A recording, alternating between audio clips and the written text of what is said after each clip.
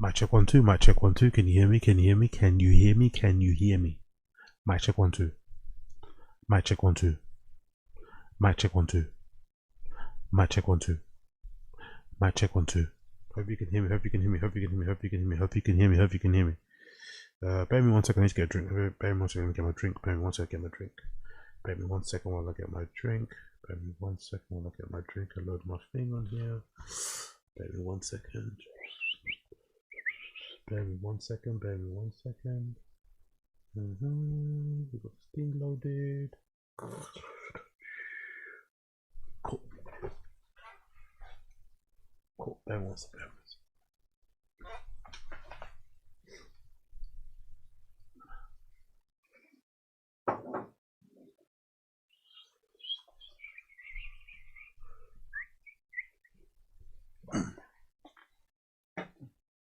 Got a little bit of a super malt there, a little bit of a super malt there, little super malt there, little 999 super malt. It's full of sugar for the most part.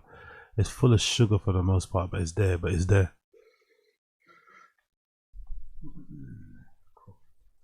Let's do this, let's do this.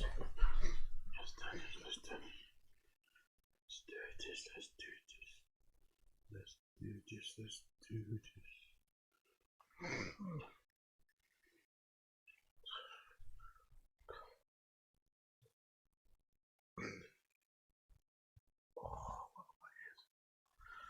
Cool, let's go. Alright, welcome people. Welcome people, welcome. Sorry for that. Making mad noise here. Annoying, man. My fucking computer crashed on me earlier when I was doing fucking Taz. My fucking computer crashed on me earlier when I was doing Taz, and I was like, fuck it, I'll just redo it again tomorrow. Fuck it. So I'm just gonna jump on here, get a little stream in. Let's do the double time. But anyway, hopefully everyone's good. Hope everyone's good wherever you are. Apologies for those of you that were here during Taz and the computer crashed. Not my fault. Apologies. The computer just crashed and turned off and turned back on again, and then I was like, you know what, fuck it, let me just switch over to random show and just get that done. I want to get 2 shows done today. I didn't actually get 2 shows done today, but hey, I kind of did two shows, but your computer crashed, so you know I kind of didn't. But yeah, I kind of did and kind of didn't. But you know what I mean. You know what I mean. Hopefully you're good where you are.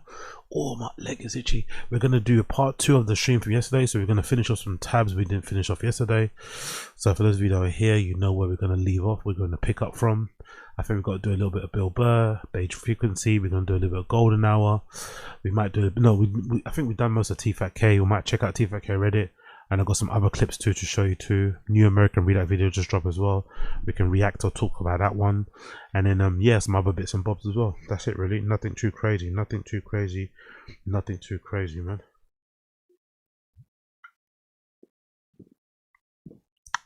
Yo, big up Ethanilla. Info MacBook Air.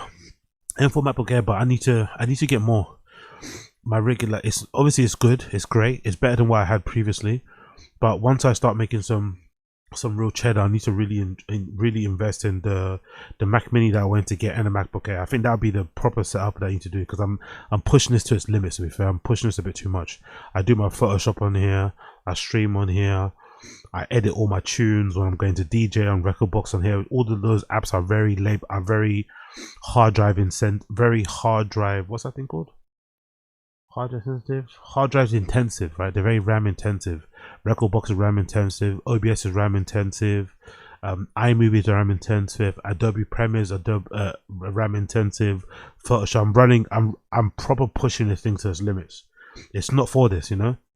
Plus I have a million tabs open. Plus I'm a tabs king. You know, so I'm not like a normal user. I'm like a power user. When it comes to these sort of things, no corny shit, but I really am a power user. I push these things to their limits. I'm doing so much shit on this. I'm clipping stuff. I'm making thumbnails.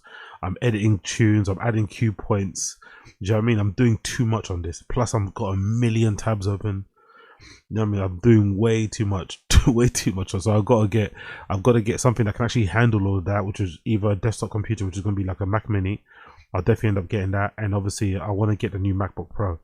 I think that there'll be M4 anyway. I think they're the same. I don't think the Mac Mini is even that much, but I'll probably end up getting the Mac Mini first, and then probably get the MacBook Pro. Just so I have my, and now that'll be the full setup done. I'll be done, because now I'm just using a bit. You know, it works for now. I'm not complaining. It works for now. It's much better than previously. sometimes, oh my god, I watched some of the, especially the video. The video is really good. The video is what I'm really happy about. The video is what I'm really happy about, because sometimes from time to time, I don't like watching my old clips. I'm not a big fan of watching myself at all. But from time to time, I will maybe check out some old clips and shit, especially somebody needs to comment on an old clip. Man, some of you motherfuckers, man. That's why I appreciate a lot of you guys a lot. That's why I appreciate a lot of you people that have been here holding me down from the beginning, because some of you motherfuckers were watching me when I had like, I didn't even know my webcam looked that bad. I had a webcam that legitimately looked like I was recording through a potato. And you motherfuckers are here. I see some names that are still here on those fucking chats. I'm like, rah, Ted, man. You motherfuckers were really holding me down, because I was recording literally through a potato. It looked like I was literally recording through a fucking potato. The fucking resolution was so horrible. So no matter what wrong with M4 MacBook Air, this MacBook Air is fucking incredible. I recommend anybody out there that wants to get a laptop as an entry level one, I really recommend getting the M4 MacBook Air, because the webcam is like, I'm using webcam now. This is 720p. This is 720p, right? This is 720p. This is 720p, and look how it's got me. I'm not even pushing it to 1080p. This is 720p and it's already this decent. This is a really good fucking decent inbuilt. And this is the inbuilt webcam. It's not even like it's a separate camera. Once I get a separate camera, it'll upgrade it another level. But for now, this does well. It's pretty fucking decent, man. It's pretty fucking decent. And if I don't have a million tabs open, and if I don't have fucking 17 different fucking seasons of shows on my computer, and I don't have a fucking, extended version of Limitless on here, if I don't have fucking movies and TV series, and I'm not editing stuff and, DJing on here, I'm fine. But yeah, big up everybody. Honestly, I saw a stream the other day. I was like, fucking hell, man. I couldn't believe I was recording like that. But still, that's what matters. What matters is doing the work. What matters is doing the fucking content, putting the shit out there. People, I love. One of my pet peeves is people that ask questions about equipment. I'm not gonna lie. One of my pet peeves is people that make content, people that ask for equipment. Oh, what does so and so use? What is that? What camera? What tripod? It doesn't fucking matter. If you want to do something similar, just go and do it. It really doesn't matter what equipment people use. Use your fucking phone. It really doesn't fucking matter. Just start. If you want to get started, just start. It's not about equipment. It's not about microphones or cables or headphones. Just fucking start. People love to fucking overanalyze. Oh, what camera? What tripod? You waste all that time overanalyzing, and you get paralyzed by analysis. I don't like that. I hate that shit. Hate that shit.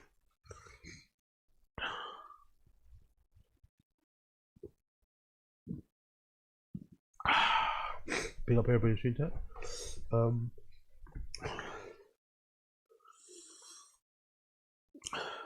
Oh yeah, sorry, my kick. I didn't change the kick notification. I fucked up. My bad. Big up Andrew. I didn't edit the kick title.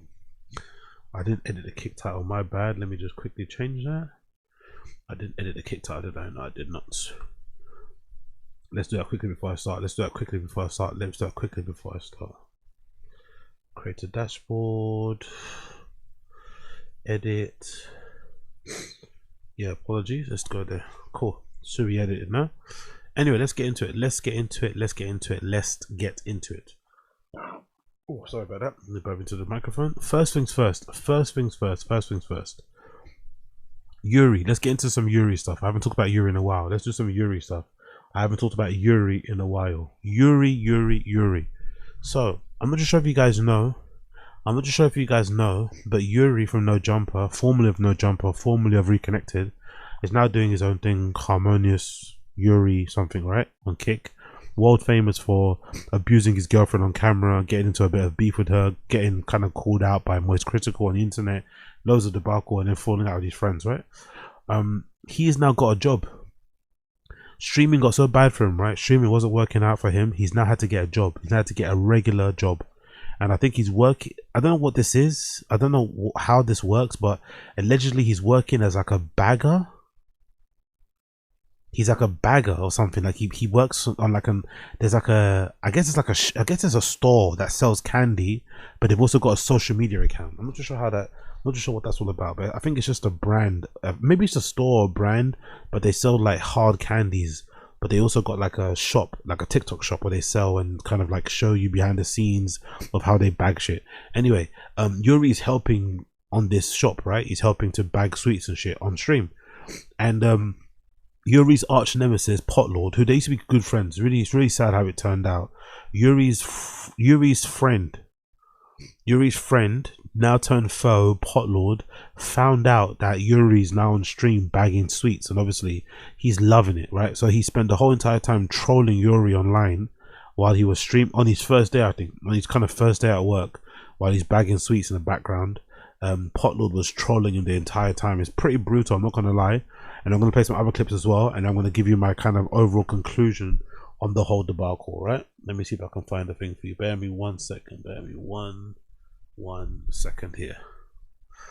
It should be this one, right? I think it's this one. Let's start from here. We have our yogurt bunny puffs.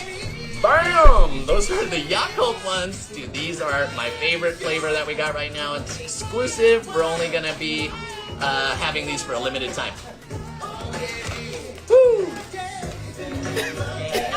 Let's go, let's go. Oh, thank you so much. Yeah, again, I mean, the quality is really we're obsessive with quality. Look, we have a reject pile. We're constantly tossing out anything that doesn't look good, but these are all yummy. It's just not exactly to spec. You know, so we try to pull those out. I think you guys are fans of the original White Rabbit candy. These are better than... No, this nigga turned into a Oompa Loompa. This nigga's a Oompa Loompa.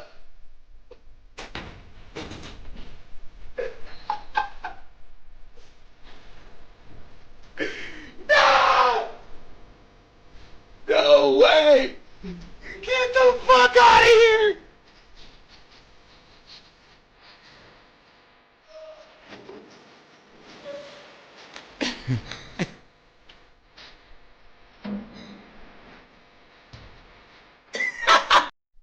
You get the point of that one. Let me get to another clip. Where is it? This one, right? This one was another one. Hey, he gotta be smarter than this. Why would he be, nigga, if this was me and I knew I was trying to stay away from the internet, nigga, I'm not in the camera. I'm like, you like live? Hell no, I'm not getting on no live. Nigga that's you know the nigga not smart, bro.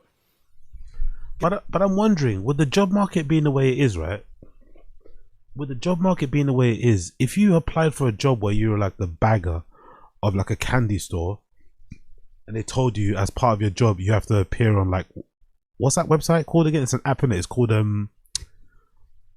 think Mr. Beast owns it. It's an app where people do like live selling. It's like QVC.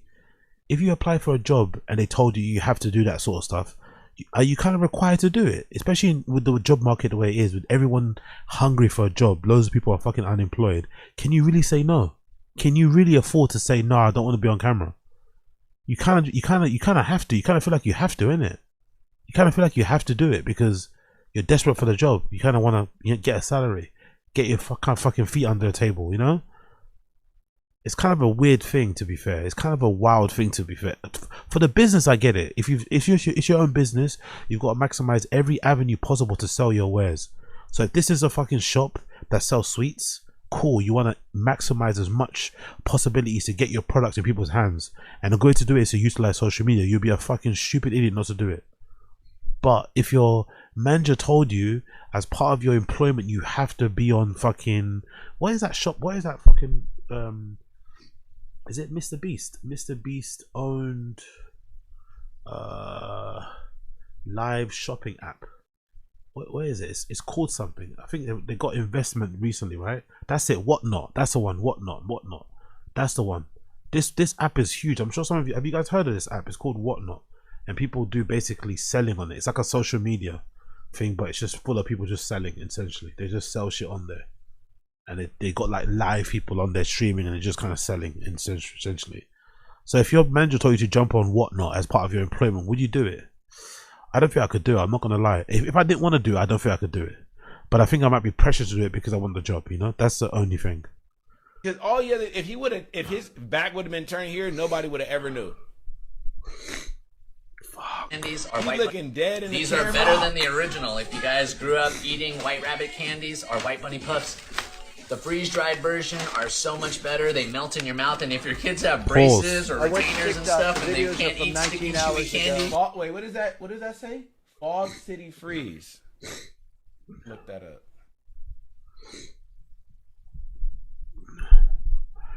I don't know what's happening here. Let me pause it. Yo, big up Gamebred. What's that? AZ, shouldn't it be? Nah, it's 148 now. It fluctuates. It goes up and down. Actually, it's 149 now. I just checked. It's 149 now, but it fluctuates. I think some of them were gifted, so some of them might have been going down. But we'll get back up there again. I think we're 149 now. We're 149. I just double checked. We're 149. So big up whoever that was. We've got that other one. I just checked it now. But yeah, cool. Let's continue. Bear with me a second here. This is gonna get to a certain place. I know it's taking a bit long, but it's gonna get to a certain place. Was not talk about my daughter. That's all you had to do. You couldn't do that. Oh, in case you're wondering who this guy is, Yuri and POTLORD have beef. They were friends at one point. They fell out, and then Yuri crashed out in a crazy way about POTLORD. He started calling his wife a crackhead. He started insulting his kids and saying he's gonna call CPS. That's why this guy's taking a lot of pleasure out of seeing Yuri basically down bad selling sweets on TikTok. In case you're wondering, why is this guy gloating and celebrating at Yuri's demise? It's because they were once friends. They fell out. Yuri insulted his wife, insulted his child, threatened to call CPS. So now this is why he's enjoying this. Yeah, I'm on your ass. So, Chad, this nigga out there selling white bunny puffs, my nigga. That nigga selling white bunny puffs. Look at this nigga. Or if you have dentures or dental work, these are better than the original. If you guys grew up eating White Rabbit candies or White Bunny Puffs, oh yeah, these dried versions are so much better. They melt in your mouth, and if your kids have braces or retainers and stuff, and they can't eat sticky, chewy candy, or if you have dentures or dental work, these are better than the original. Nah, that nigga. Cool, you get that right? You get that one, and then I think there's a couple more here, and then we're gonna move on. Hold on.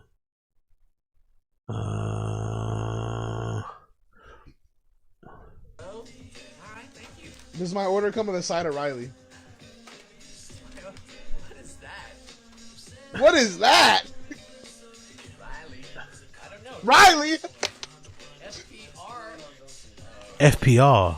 People are saying so people are trolling Yuri now. People are trolling Yuri. This guy called in and said, "Does my order come with a side of Riley?" which is his girlfriend. So everyone's trolling Yuri as he's bagging sweets in this fucking live stream.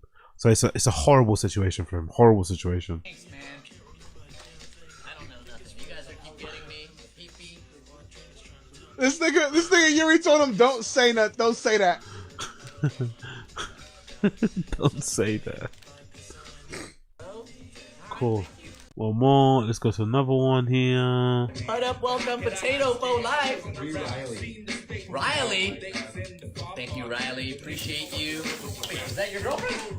No. Okay, all right. Free Riley. Free Riley. Thank you so much.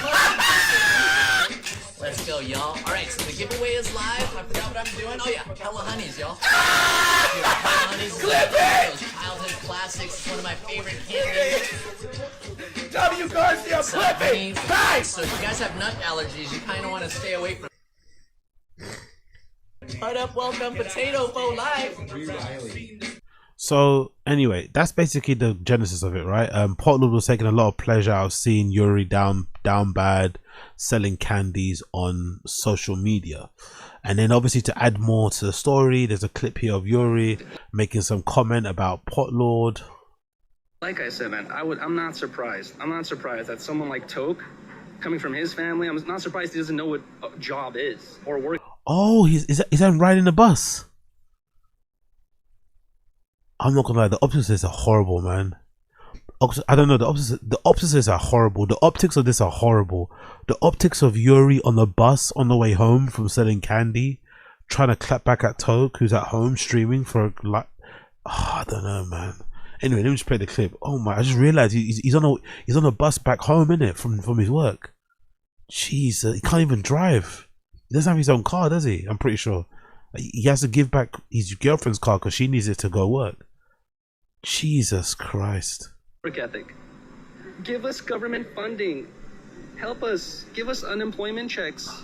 Give us some sort of, food stamps. Mooch living, exactly. He just used to mooch living based off his family and shit like that. It's all good. Yuri being casually racist. What? Yo, big up Anthony. Is that? Yo, big up Anthony. Who's just, was that me or no? Somebody else. Whoa. Jesus Christ. No one in that family has any inkling of hard work. Holy shit, Yuri. Their fucking name tattooed. Holy shit. Like I said. Oh man. Hey, y'all heard it here first. Holy shit, Yuri. Y'all heard it here first, man. All that yapping, not enough candy in the bag, bro.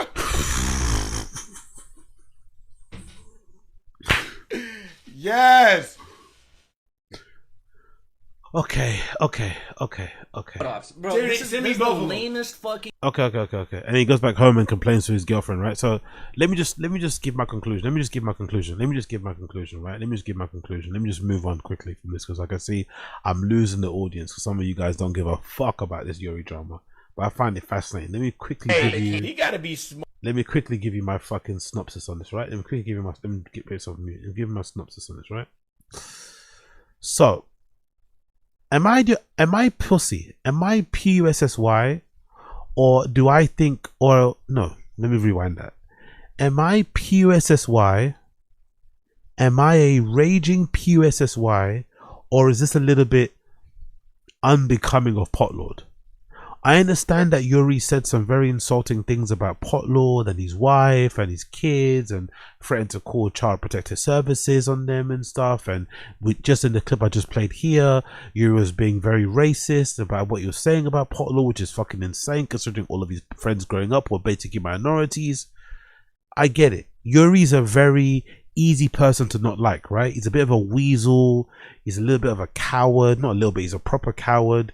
He doesn't, he says a lot of stuff. He doesn't want to back it up when he's threatened to kind of like when people step to him and say, hey, I want to fight you for the rudeness or the disrespect that you showed me. He runs and hides at home. You'll call the police, whatever. He's a bit of a weasel. I understand he's a weasel. I get it. But I think in this situation, given how far Yuri has fallen, at one point Yuri was a part of No Jumper. At one point Yuri was a part of Reconnected, right? He was on Reconnected. It was a decent show. They had a really good following post No Jumper. A lot of the hosts on Reconnected are former No Jumper co-hosts. They've got a lot of good kind of connection with their fans and whatever, and a lot of people, even myself, used to like Reconnected mostly because it was one of the only ex No Jumper shows. It was one of the only shows where there was an ex No Jumper host where they didn't constantly talk about No Jumper news or No Jumper fucking drama.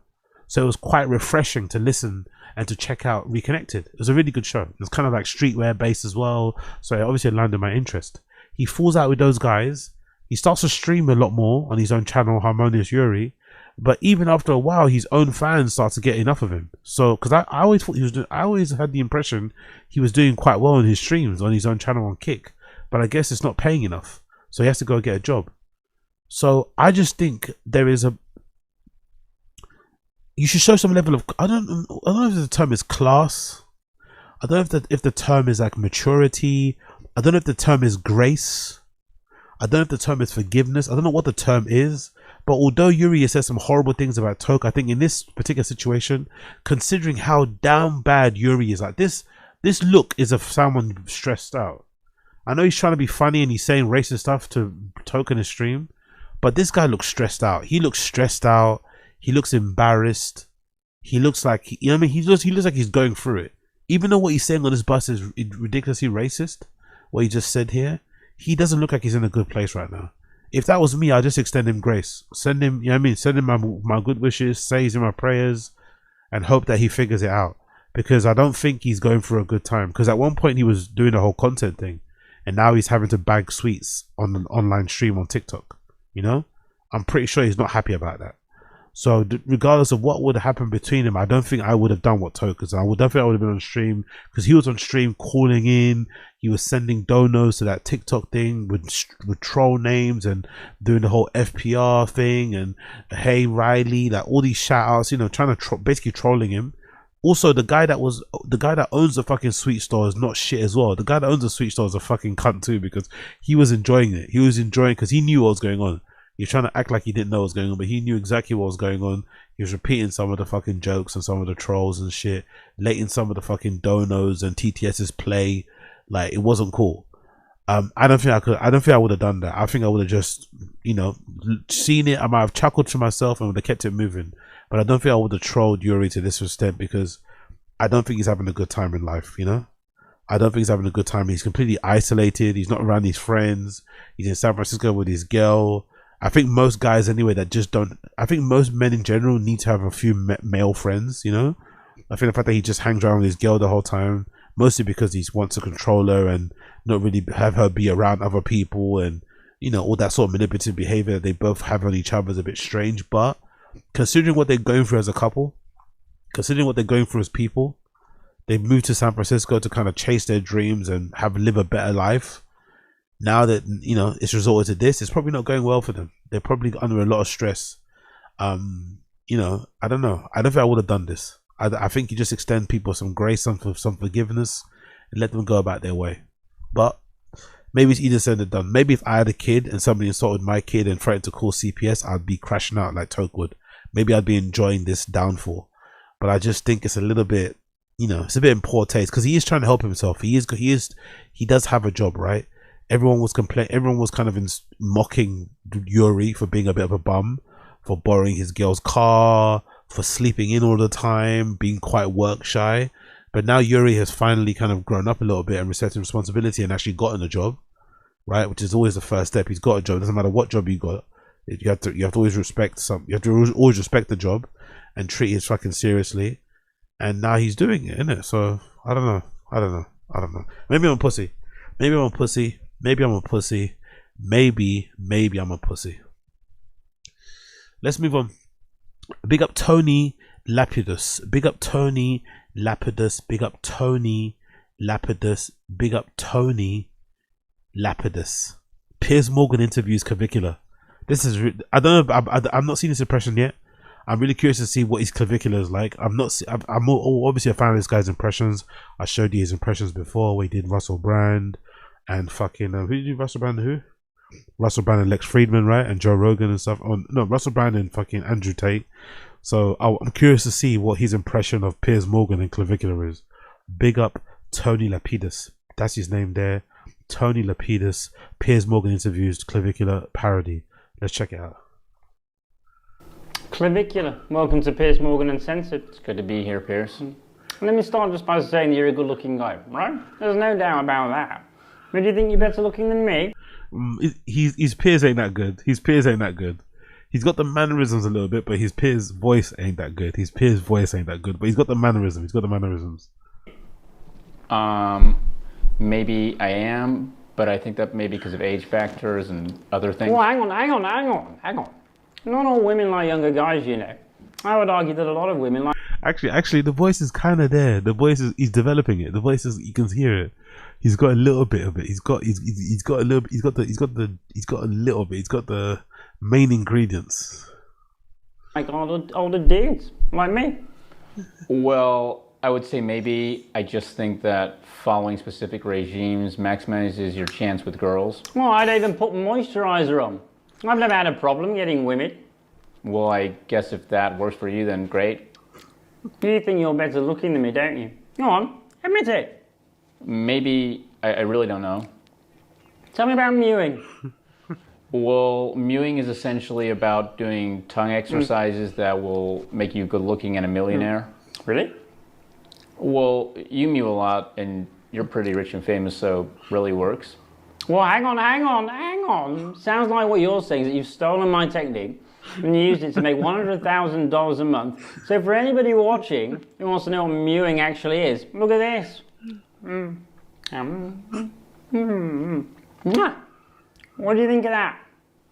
I mean, I guess that's a form of mewing. Okay, so you can agree on that.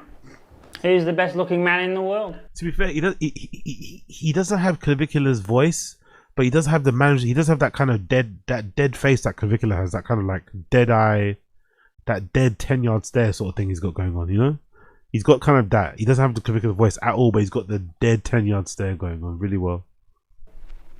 I think that's kind of hard to say. Well, hang on. No, it's not hard to say at all. It's Cristiano Ronaldo, and he's never done any bone smashing either. The only thing he ever smashes is footballs right in the back of the net. What? Right?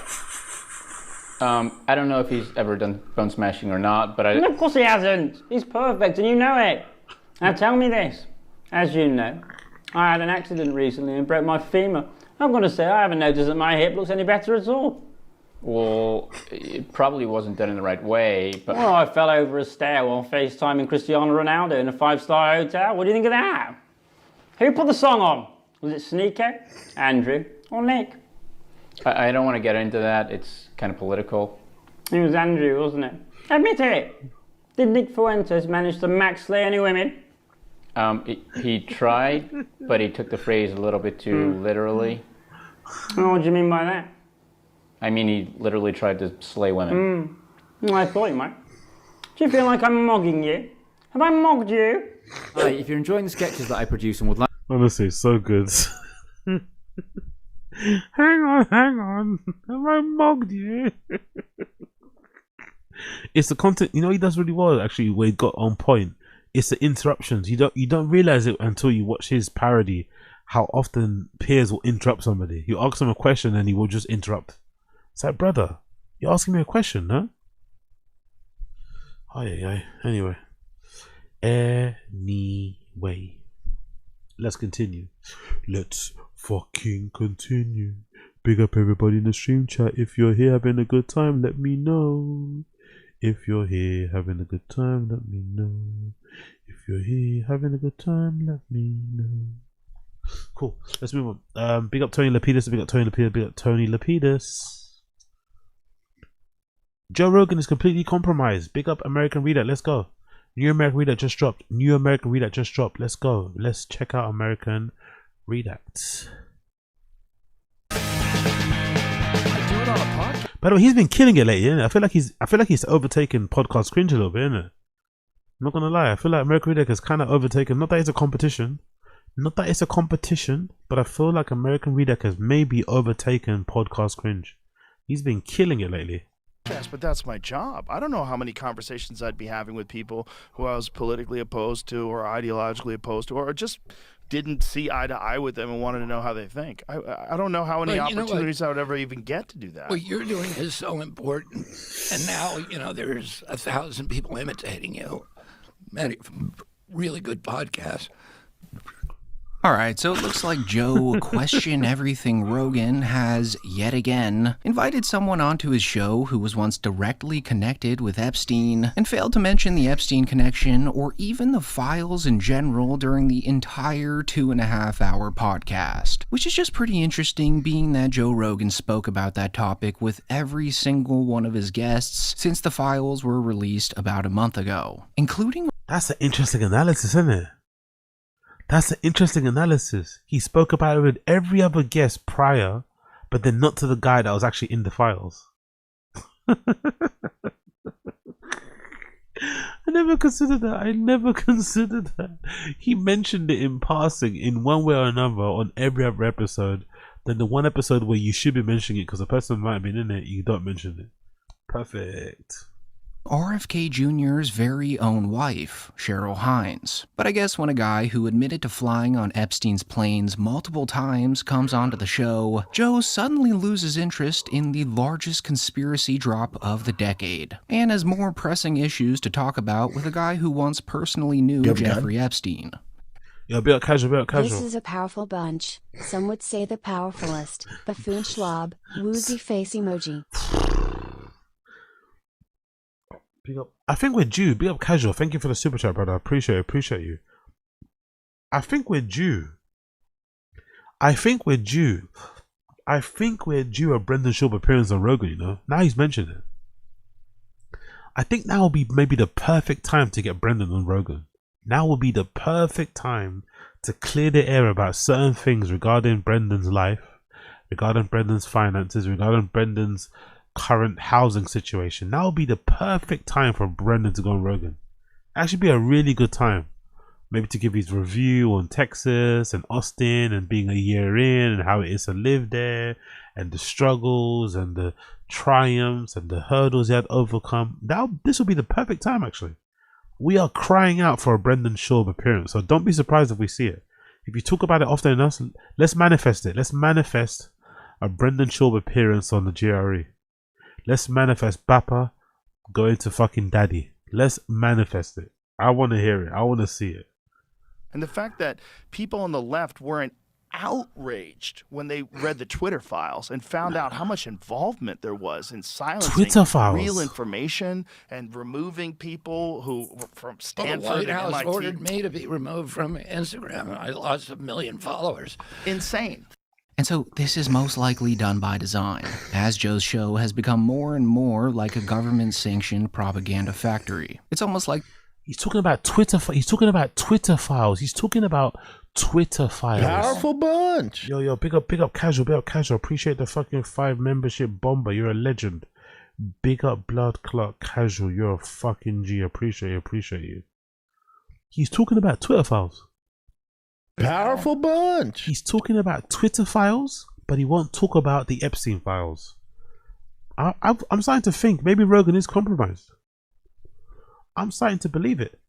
I'm starting to believe that maybe powerful bunch. Maybe Rogan is compromised. Maybe Rogan is compromised, bro. Maybe Rogan is compromised. Holy shit. Holy fucking shit, Rogan. Holy fucking shit. Powerful bunch. God almighty. What an absolute psycho. Twitter files.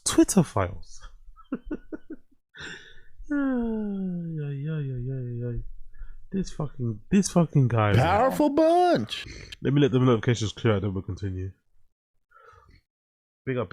Yeah, appreciate Casual. Make sure everyone that gets a membership from the stream chat, everyone that gets a membership courtesy of fucking Casual, please make sure you thank Casual in the stream chat. Do him that solid at least. Do Casual that solid. To be a well-mannered person and thank the person for the gift. Thank the person for the gift and membership. Sorry, I kind of bugged out there. Let's continue. Big up Casual. Appreciate it. Thank you so much.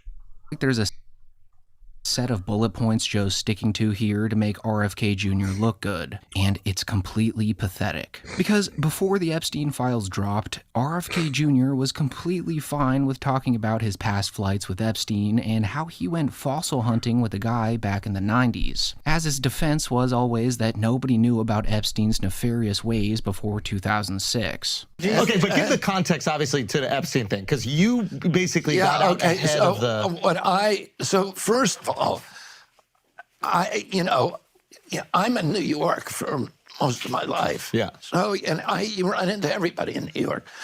I mean, I knew Harvey Weinstein. I knew Roger Ailes. I knew O.J. Simpson came to my house. Bill Cosby came to my house.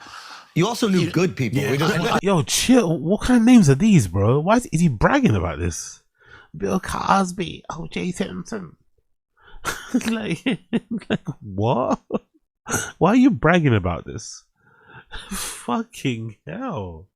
Don King was one of my closest friends. Like, huh? We got Andrew Schultz. Do you know any good people? That was good, by the way. Big up Andrew Schultz. That was great timing. I knew Harvey Weinstein. I knew Roger Ailes. I knew O.J. Simpson came to my house. Bill Cosby came to my house. You also knew good people. Yeah, I did know a lot of them, but you don't know these people are swamp creatures until all this stuff comes out. My plane rides with Jeffrey Epstein. I took 2 plane rides with him. My wife knew his girlfriend, Ghislaine Maxwell, and of course, I ran across Jeffrey Epstein at parties. I mean, at fundraisers for the Robin Hood fundraiser in New York. So if this JRE podcast was done before the files... Why does he even bother, like... Like, is this bad to ask, but why would you even bother being a politician or like speaking as much as he did when you got that condition? He sounds like he's in pain, man. He sounds like he's in actual pain. Like, he sounds like he's in actual. I don't know if he is in pain, but he sounds like he's in fucking pain. Like, I don't know, man. Go drink some tea and enjoy your money somewhere, bro, and chill out with your wife. Enjoy the last years of your life. Why are you here, like, talking so much, so active? Like, he must really love this shit, though. He must really love this shit. You know, obviously he comes from a lineage of politicians. I get it, but fucking hell, brother, man. I don't know. Like, put your feet up a little bit, man. Like, yeah. Like, I don't know how you like.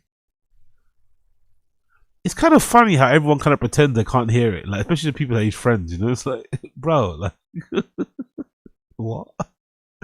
I love how all his friends, especially Rogan and stuff, they pretend that they don't hear that. It's like, bruh. I have to, every time he speaks, I have to listen to that. I got to listen to just write on the paper, man. Just write it down on the paper. Honestly. Just write it down on the paper, I swear. I'm not with it, man. Just write it down on the paper or send me a text or something, man. But honestly, like, real talk, no jokes. Why is he doing this? He doesn't need the money, does he? Like, go and enjoy your life with Cheryl Hine. Go holiday, vacation. Like, why are you like involved? Why are you outside? Why are you on pods talking like with in your condition? I don't know. Relax your esophagus, man. Dropped, RFK would have certainly brought up the connection himself right away. But the fact that neither of them talked about perhaps the biggest headline of the year, even for a second, really raises some questions. And it just makes this email chain in the Epstein files that much creepier. Where Jeffrey, after learning that RFK Jr.'s previous wife was found hanging in her backyard, responded to that message with, "Whoops." So for Joe to not even question that, or for RFK Jr. to not even bring it up and clear the air like he did so gleefully before, certainly makes everything look a little more dark. Did they have a conversation before the pod? No Epstein conversation. Did they have a That's the thing. People don't give Rogan enough credit for this. I keep telling you, people didn't give Rogan enough credit. Rogan is really good at not talking about what he wants to talk about. Rogan is really good at not talking about what he doesn't want to talk about. He's really good at that. He's probably one of the best in the world.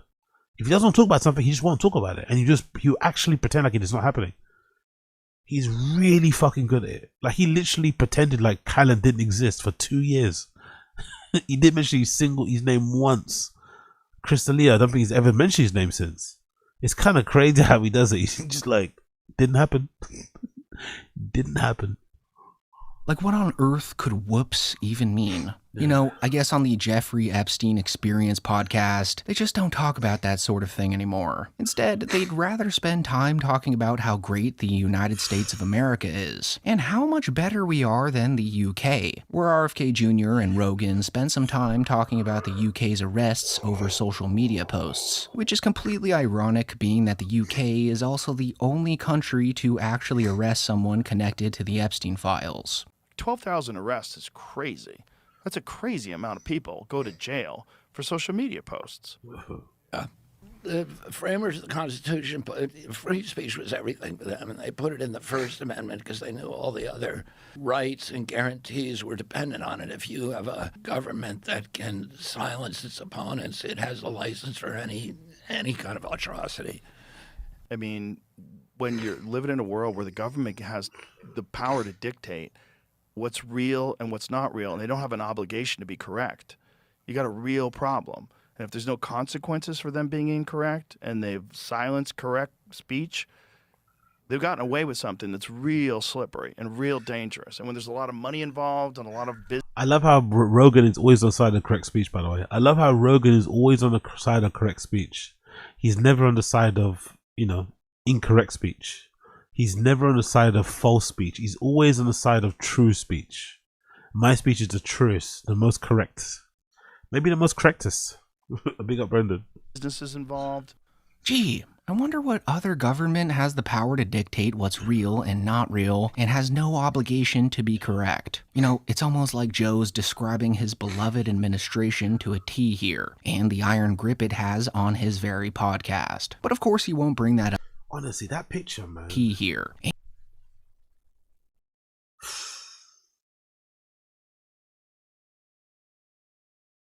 That just drums it home for you, innit? That just drums it, and I don't even care. Replace these two with fucking Kamala. Replace these two with Kamala. This just, like, how far has Rogan fallen? There was a time where he didn't get involved in politics at all. He refused to have politicians on his show. I don't want to have any politicians on my show. I don't care what side they're on. I don't want them to co-opt my platform or to, you know what I mean, to spread a fucking message that isn't true or to try and influence people. No. I can talk about politics on my show, but I'm not going to have politicians on my show. That was his stance. I can talk about politics, but I won't have politicians on my show. Now look at him.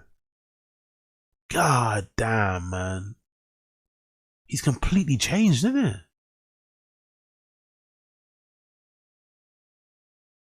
Has to be. Is it money? Is it just when you're older? I guess it's older, isn't it? Just because that's a wild thing. There was a time when he called Trump a bozo. Now look at him. There was a time when Rogan had Trump derangement syndrome. You know that? There was a time that Rogan had what people would refer to as Trump derangement syndrome. Now look at him, cheesing next to his daughter and Trump himself, cheesing ear to ear. God damn, man. Yeah, big up. Yeah, exactly. Big up now. AZ, you know, Joe's got lifted shoes for sure. For sure, he's got lifted on. I don't know. I've just seen this because I've never seen this picture before. I'm not gonna lie, I've never seen this picture before. I'm just seeing it now, and it's like, rah, man, this represents the change, isn't it? This is the real change. This is Rogan gone. He's gone. He's gone. He's gone. Jesus Christ, man. Anyway, we had a good time with Rogan, innit? That's the thing. Rogan gave us a lot of good years before he went to shit. He gave us a lot of good years. There were some good times. I think a lot of us discovered a lot of things through Rogan. You got what you needed from him. I think we all got what we needed from Rogan collectively, as a society, as a world population of people that listen to him. I think we all got what we needed out of Rogan. We all got what we needed. Let him do his thing, but just seeing it play out the way it's playing out, I was like, fuck, man. Rogan's turning into an echo chamber. Rogan's turning up to like as a propaganda machine for fucking billionaires and shit. He's cozying up with politicians. He's completely like, you know, he's going out of his way to not mention certain topics when certain guests are on to kind of help their public image, which again is really odd. Like, wow, man. Wow. Cool. And the iron grip it has on his very podcast. But of course he won't bring that up with someone who's literally in the administration and in the files. Yeah, big up Josie, exactly. Big up Josie. Rogan is the reason why we're all here together now, so not all bad. Yeah, exactly. Gotta take the bad with the good and the rough with the smooth, I guess. But it's just that picture was like, raw. I've never seen that before. That's a real reminder as to where he's at right now. Shit. I mean, Joe's even admitted on his podcast recently that he's been losing sleep over everything that's happening. Almost as if he's realizing in real time. Yeah, big up. Rogan years were good. It's over. Exactly. Yeah. Big up casual. I appreciate. You know why I said that though? Because I check the Rogan Reddit all the time because I've been on there for years. I always check the Rogan. I literally check it every day. I always check the Rogan every day, and I think there isn't a day that goes by where there's not somebody that makes a post on the Rogan Reddit like, oh my god, what's happened to Rogan? Will he come back? Will we get our Rogan back? When will he wake up? It's like, bro, he's gone. He's too old. There's no way he's gonna suddenly realize that everything he's been doing now has been maybe bad, not the greatest. He's never. People always say the standard thing is that the richer you get, the older you get, the more conservative you are anyway in general. You start to lean a little bit more conservative as a result of your age, you know, and feeling a little bit maybe vulnerable, wanting to protect your wealth and shit, maybe being a little bit more selfish in terms of the things that you're voting for, in terms of policies and whatever else it may be. I don't know, whatever. So there's little to no chance that Rogan will have an about face and do a 180. It's not going to happen. The Rogan we have now is Rogan we're going to get until it ends, you know, unfortunately.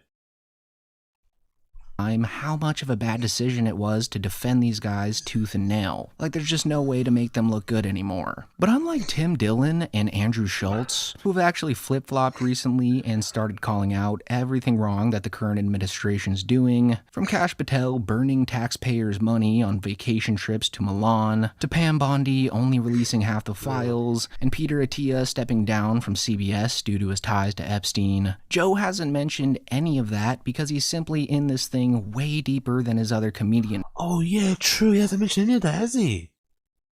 Right, he hasn't mentioned any of those topics. That is wild, you know. Those are some of the biggest stories during the news cycle, during the week. Those are some of the biggest stories. He's not mentioned that. That's what I'm saying. Rogan is, people don't give him enough credit. He maybe is the best in the world when it comes to going out of his way to not mention things that he doesn't want to mention. He's probably the best at it.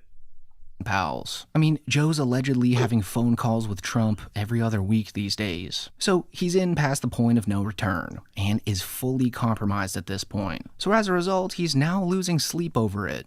I don't know if I just get scared by AI clips on Instagram. Bro, I'm but scared of everything. I have to fucking stay offline. I know.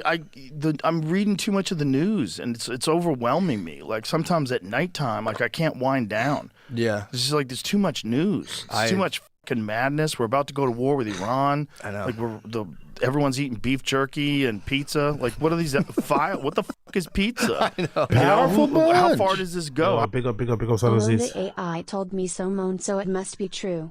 AI Jesus moan is real thing moan. Turn water into alpha brain moan. Joe Rogan, podcaster, top 250 comedian, Epstein defender. Moan is crazy. We got the TTS. We got the ATOZY. Appreciate it. We got the TTS. How come this never got released before? Like, what is happening?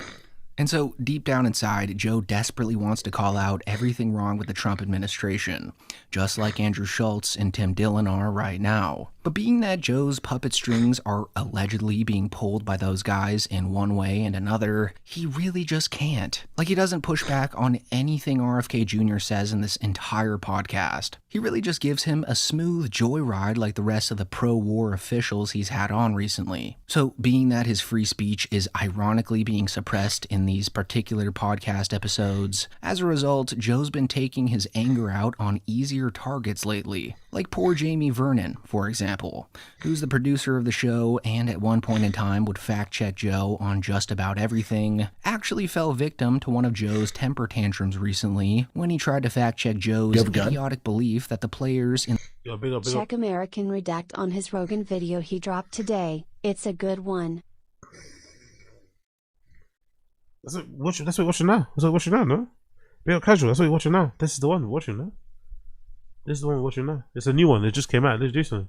8 hours ago. This is the one we're watching right now. I think it's this one here. Be up casual. In the recent Super Bowl, actually lost money after the championship because of a supposed jock tax. And so when Jamie tries to fact check him on this, Joe just gets super furious with him. No. Professionally. Did you see what they just did to the guys that won the Super Bowl? Do you see the jock tax? Yeah. Jamie, you see the jock tax? Yeah, it's not a new thing though. I understand. I understand, but but it's specific to California.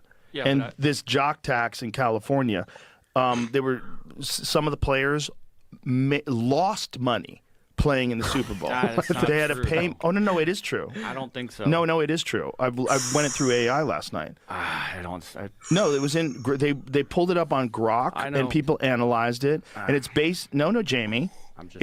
Jamie. It's based on the 7 days that they had to be there. Jamie. There. So you have to pay a fee based on the 7 days, dependent upon what your salary is. They played a game so there it's a in percentage. January though too. Okay. Maybe this year. Okay, with whatever. Well, the Super Bowl specifically, these guys. Jamie's so funny. This is not. I know, but this is one of those things that's not real. What do you mean it's not real? I told you it was run through AI last night. He made 100. AI, fucking no, man. AI is actually his Jesus, isn't it? AI is actually his Jesus. I prayed to it. I prayed on it.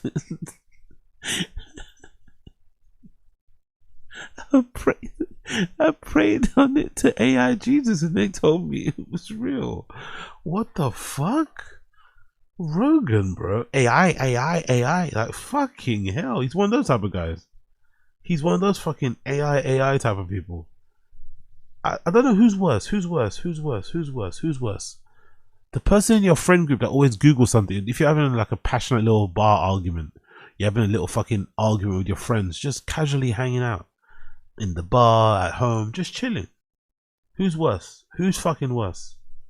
The person who always has to double check things on Google, or the person that is always checking things on fucking ChatGPT and shit? Who's worse? Which one is worse?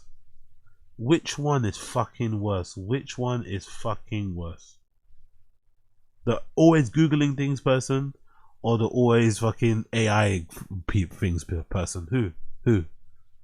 $78,000 for the Super Bowl. He had to pay $249,000 in tax. I'm pretty sure those are the numbers. And it's based on the fact that he was there for 7 days. Joe's also been taking his anger out on Mark Maron recently too, who's a comedian who called Joe out on several different podcasts last year. And he recently did so again, which I just covered on my Patreon. So real quick here, if you want to support the channel, click the link down below and check that video out, because it really shows you how Joe's displacing his frustration with the administration on easier targets now. That's true, and he never really addressed the merits of Mark Maron's arguments, did he? That's the other thing too. He never truly addressed the merits of Mark Maron's arguments. He never really addressed it. He just painted out Mark Maron to be a hater, which, you know, there's no doubt that Mark Maron is a bit of a hater, right? There's no doubt that Mark Maron is clearly a bit of a hater, doesn't play well with others, etc., etc., etc. But it doesn't take away from what he said. That's the issue. You know, he probably is a really jealous, fucking bitter individual. That's clear to see by his demeanor, the way he speaks and stuff. It's clear. But it doesn't take away from the validity of what he said, from the truth of what he said. His observation on the comedy scene, his observation on Rogan and how his friends carry on. Gun? He didn't address that. Always fact checking you on Google is worse, I think. Both bad though. Yeah. Okay. Both are just like vibe killers. That's the thing. That's a surefire way to prove you don't know how to hang. If there's a criteria for knowing how to be a good hang, one of them is not always rushing to fucking check things on Google when you're talking to your friends or hanging out at work or something. If you're the person to open your phone and to check things on Google, you're not a good hang. You're not a good hang. You're not a good. Let somebody else check it. Don't be the person to check it. Don't get your phone out first. Let somebody else do it. Let somebody else get mocked. You just keep arguing. Just argue. Just argue for sometimes arguing from the strength of just arguing, even if you know you're wrong, it's kind of fun. Even if you know you're ill-informed, it's kind of fun instead of like checking online. Actually. Targets now. I mean, he just cannot give guys like RFK Jr. any form of criticism, as he's entirely cooked to a crisp at this very point in time. And you know, now that we're at a full-scale war with Iran, you really... Declaring war in a trucker hat is crazy though, isn't it? I don't know how you guys did it, man. Electing a president who's like declaring war and talking about there being going to be more deaths while wearing a fucking baseball hat is crazy. You remember there was a time when people were having panic attacks over fucking Obama wearing a tan suit. You got this guy in a hat. You got this guy in a baseball hat talking about more civilian deaths. Nobel Peace Prize. Really wonder what Joe's gonna say about it, if he even will at all. Because once upon a time, not too long ago, Joe was bought in on Trump being a peaceful, anti-war president that would bring peace to the entire world. Like after Trump won the election, Joe would just go on and on with his guests about... You know what's really sad about the whole peace thing too, by the way? You know what's really sad about the whole peace thing? It's believable. The whole Trump being like an anti-war president is believable because he's so obsessed with money, right? You'd think so. You'd think, oh my God, yeah, true. War is bad for business, isn't it? In some respects, Trump loves his business. Doesn't matter if it's run well or not. Trump clearly likes to make money. So maybe just because he's a self-interested, maybe selfish person, maybe materialistic, money, whatever. The American public and the world at large will benefit from it because he's going to avoid going to war because he likes money. but then the opposite happens. Then the opposite happens. You're like, oh. Then the opposite happens. You're like, it's actually kind of funny when you think about it. It's actually kind of funny. And then you find out, you know, war does actually make you a lot of money if you're on the right side of war, you know? If you're on the right side of war, war can be very, very profitable. Look at the history books. So yeah, it's actually kind of hilarious. How much Trump wanted to end all wars in the world. Well, it seems to be a part of what he wants to accomplish in these 4 years. Is that he wants to go down as having made significant change in the world in a positive direction. And we're seeing it, whether people want to admit it or not. That's part of the problem because of narratives. That's it. You know, peace between India and Pakistan doesn't fit in the Democratic Party's narrative that Donald Trump is a warmonger. He's not a warmonger. So now that Trump's doing a full-blown attack on Iran, that's a horrible take in it. That was so ill-timed. He's not a warmonger. Missiles flying all over Iran. God damn. That was a horrible hot take from him. Unfortunately, that did not age well. At this very moment, you wonder if Rogan will have anything critical to say about that decision, since, as you just saw, he was once under the assumption that Trump was a peace-first president. And so, just to save you guys some time, spoiler alert, he probably won't. Especially since the attack happened over the weekend, which conveniently gives Joe just enough time to gather all the bullet points on why it's actually a good thing that we're going to war. So even though Joe probably hates that Trump's contradicting everything he can— Fuck, you know, look at the AI edit. Look at the AI edit. Is that an AI edit or is that a real episode? That's an episode that came out the other day, isn't it? I forgot. Campaigned with, Joe really can't speak up about it, and will indeed be taking out that frustration on innocent people like he has been doing more of recently. Look, I don't know if you guys saw this or not, but just the other week, Joe lost his cool with his guest, Roger Avery, who was simply trying to entertain the fun little conspiracy theory that the Earth is flat, which is completely ridiculous nowadays and has been debunked several times, but it was almost like Roger Avery thought Joe would entertain it at least a little bit. Take what I'm about to say with a grain of salt, but the big one, the biggest conspiracy theory that freaks everybody out is flat Earth. Now, I don't know what the Earth is, but experientially, through the testimony of the eyes, it is. I love flat earthers, honestly. I really love flat earthers. I honestly do. They're some of my favorite people in the world. Flat earthers are some of my favorite people in the world. Because to be an adult and to choose to believe that the world is flat requires such lunacy that I love it. I actually love it. I love the justifications for it. I love the quote-unquote evidence they have for it. I fucking love it. And I love when some of them... Have you seen those things, those videos? Where some flat earthers are taken to... where they're taken on boats and shit. They're taken on boats and shit to prove that the earth is not flat.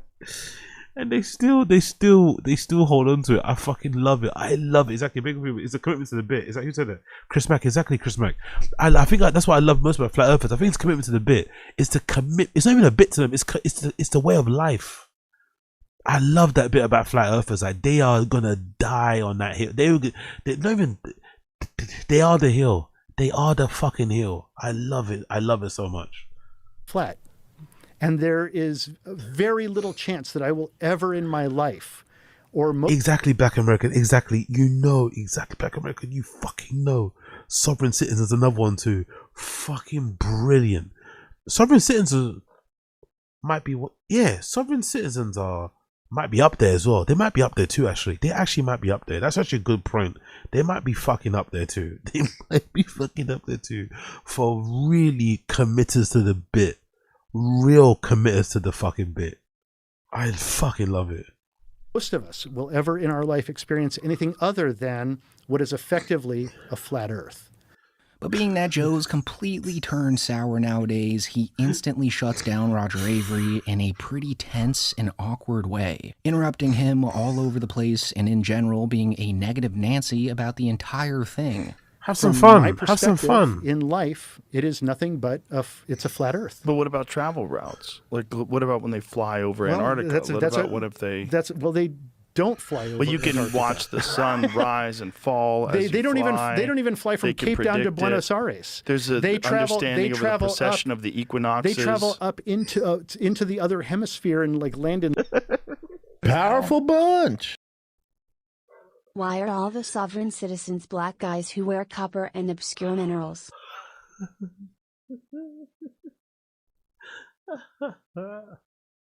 Why are all mass shooters white? Oh shit, not after today, innit? Fuck. I was gonna say, why are all mass shooters white? Then I remembered. Fuck. RIP everyone in Texas though. RIP. Big up us on the Z's. Oh my god, I love this guy. Look at him. Look at his hands. Look at his arms. Look at his fucking arms. Look at his fucking arms. What are you describing? The planes, they don't even travel across. It travels up. It's like, oh, I love it. I love this guy. I love flat earthers so much.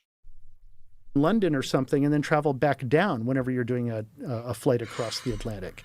And so, like, when you look at it on a flat Earth map. Look at Chris Mack. It's like the sovereign citizens appearance on Zoom call. The sovereign citizens appearance on Zoom call and body cam footage are wild, bro. They like refuse to admit their name and say things like, I'm the legal entity that is Chris Mack. Honestly, I love them. Sovereign citizens are up there. I swear to God, they're fucking up there. They're fucking up there. I swear to God, they're up there.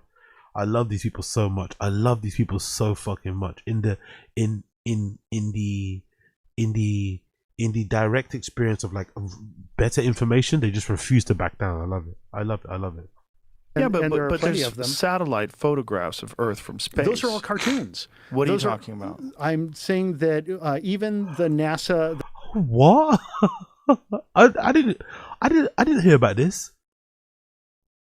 Flat earthers believe satellites are cartoons. Huh? No way. There's some flat earthers that believe satellites are animations. They're illustrations. Oh, I love this guy. Look, there are cartoons. What? Get it on a flat Earth map. And there are plenty there's of them. satellite photographs of Earth from space. Those are all cartoons. What are you talking about? I'm saying that even the NASA, the guys who actually do those composites, those are composite imagery of. Oh my god! Composite imageries are cartoons. What? That's a bit of a jump, lot. Isn't the composite what it say? Isn't the composite exactly what it says? It's a composite of images. How could you make the leap that a composite is a cartoon? What? An image composed of different images is immediately a cartoon. Stan Lee drew it. What a legend. Listen, I am not saying that. But it seems like you're saying that the Earth is possibly flat. I'm saying experientially. Right, but that's a scale. From your daily... That's a scale issue, though. So if you go to San Francisco, and it's full of hills, the Earth is hilly. Then what the fuck are you talking about? Experientially, the Earth is flat. Okay, and I love him so much. Powerful bunch. They are cartoons. You don't know the truth, Oz. Are you scientist? Didn't think so. Now, admirable bird flew of Antarctica back into you. Big up, oh my, are you scientists? I can't, by the way, I'm waiting for that. I am waiting, because that's one of the things that they go for, isn't it? Flat earthers, they do immediately start questioning and calling out your credentials and your education. I feel like every flat earther does that. They start to question whether you studied astrophysics. Please, oh my god, a composite is a cartoon. Is fucking crazy. I don't think I've ever heard that in my life. A composite is a cartoon. Satellites are is that what? Correct. We're a tiny little thing on an enormous thing. Correct. But, snipers have to calculate for the curvature of the Earth when they shoot. Only the curvature of the landscape that they're...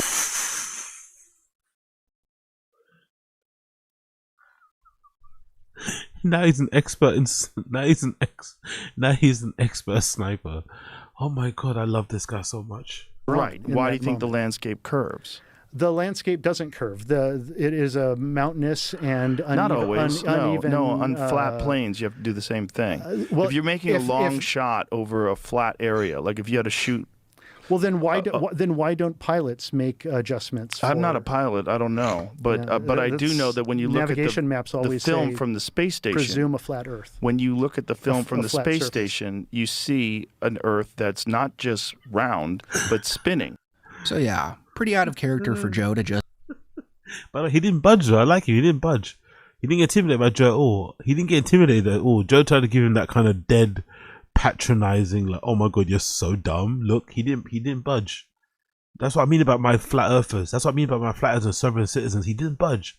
Joe tried to be condescending and be a little bit rude and be a bit dismissive. He didn't back down, bro. He still kept talking over him. Cartoons. Fuck you, motherfucker. Why can't plane spin then? You know? I love this guy so much. I love him so much. Just out of nowhere shut down a fun little topic that Roger Avery, of all people, wanted to semi-jokingly talk to Joe about. It's almost like there's something that Joe's battling on the inside here. And this little internal war he's having has, in turn, made him absolutely zero fun to be around or even talk to. This is live footage from the space station. And I'm saying that that's lens curvature, and that what you're actually seeing. Why do you think that's lens curvature? And that what you're seeing. He sees a live feed. He sees a live feed from NASA. Earth from space, and he says it's a camera. It's the camera lens. I love this guy so much. His horizon. So what you're talking about is like I'm saying, a fisheye if I'm trying lens. to provoke you, that's what I'm saying. Right, but let's not do that right now because I don't want you to be completely fucking insane. Because this is a round body, just like the moon, just like Mars, just like Jupiter, just like Uranus. That appears, all the ones that appears to be but in your practical life experience, you have to accept a certain amount of faith. But is what I'm getting at any moment. But they understand the precession of the equinoxes. So just an overall pretty disappointing podcast that a lot of people weren't too surprised by. Like Joe talked to RFK Jr. just like he talked to Epstein's old private chef, Adam Perry Lang, as he failed to mention the files or anyone involved in them even once, which more and more seems to be by complete design. Joe is more willing to fight the guy that believes the earth is flat than to fight the people that are in Epstein files. Think about that. Think about that in the stream chat. Joe is more willing to put a guy that thinks the earth is flat in a rear naked choke than he is to break the arms of anybody that touched underage kids or raped women and shit on Epstein's island or in the vicinity of Epstein. Just think about that. You said the earth is flat, Rogan's fucking angry as fuck. You make excuses for Epstein, he's happy as fuck. Jesus Christ, Rogan's fell off. Jesus Christ, Rogan's fell off. Like as every episode passes, Joe just seems more and more like a state-run right-wing media outlet that censors way more than he would have in the past. Like that's the entire essence of his show now. So much so that it's even transferred over to his official subreddit. Cool, let's leave it there. Big up American Redact, appreciate it. Big up American Redact, big up American Redact, big up American Redact, big up American Redact. By the way, random thing. Am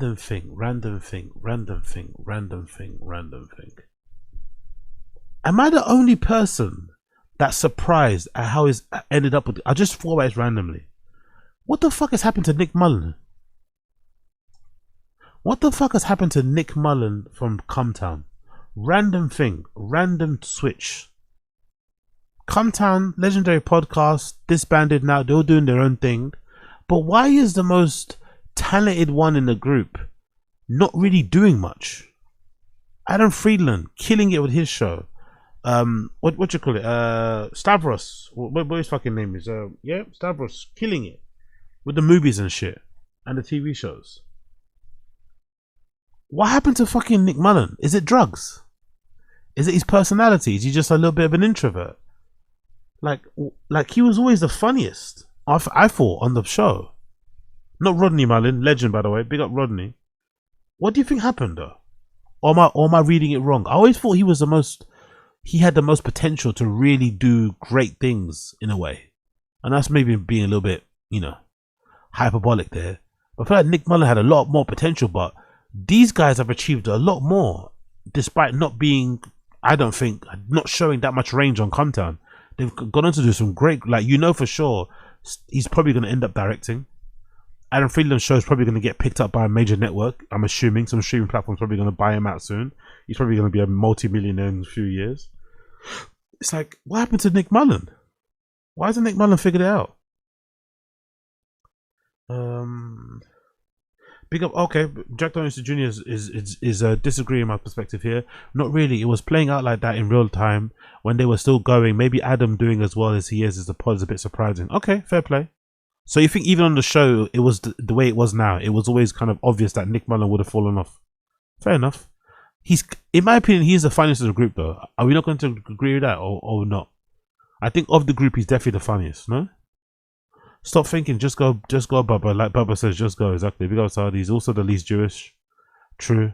Mullen was at Skankfest, but that's the last I heard of him. Great Chris Mack. He became too introspective. Mullen is having a rough time, from what I gather. Really? Oh, that's sad, man. He's one hell of a chef. Also, Epstein boy. Yeah, he's the funniest. It's not even close. I'll be Andrew W as well. Andrew W agrees with me. He's the funniest guy all the time. Seems like a mentally well since retiring. He's been good on a few pods here and there. Let me see. What show has he been on recently? I want to double check. What show? Cause I just thought about recently. I was like, what the fuck happened to Nick Mullen, man? Like, what? Why is Nick Mullen not anywhere? Nick. Oh, sorry, Nike. Nick Mullen. Let's see here. What's happening? What's his recent thing? What's he done recently? 6 months ago, Soda. He's been on fucking Harlan show. He did a recent thing about oh no, that's not recent. That's not recent. What's he been doing recently? That's not 3 weeks ago. I guess he was on Gas Digital. He was on Gas Digital 3 weeks ago. He was on Gas Digital. What's he doing there? Get into this now because I would rather just get out of the way, and I didn't want to make the whole show. No. This is an old episode. This is super old. This is super. When was this from? This is years ago, isn't it? This is years ago. Lucio Gomez looks super young and not as strung out as he usually does. Yeah, that's time ago. Okay, move on from that. Oh yeah, this show was really good. What's the show he does with Tim Dillon? That podcast with Tim Dillon and fucking Lucio Gomez is fucking brilliant. They usually do from time to time. Yeah, there's not a lot of him in it. There's not a lot recent stuff actually. You're right. Where the fuck he disappeared to? The Saddest Holiday. Okay, cool. There's another one here. Yeah, that's the show he does with fucking Thingamajiggy with Tom Dillon. That's really good. Anything else from Nick Mullen? Sam Hyde on Nick Mullen's comedy. What does Sam Hyde say about Nick Mullen? Like a YouTuber. That's it, yeah. Bastard Radio, that's the one. That's what, Bastard Radio.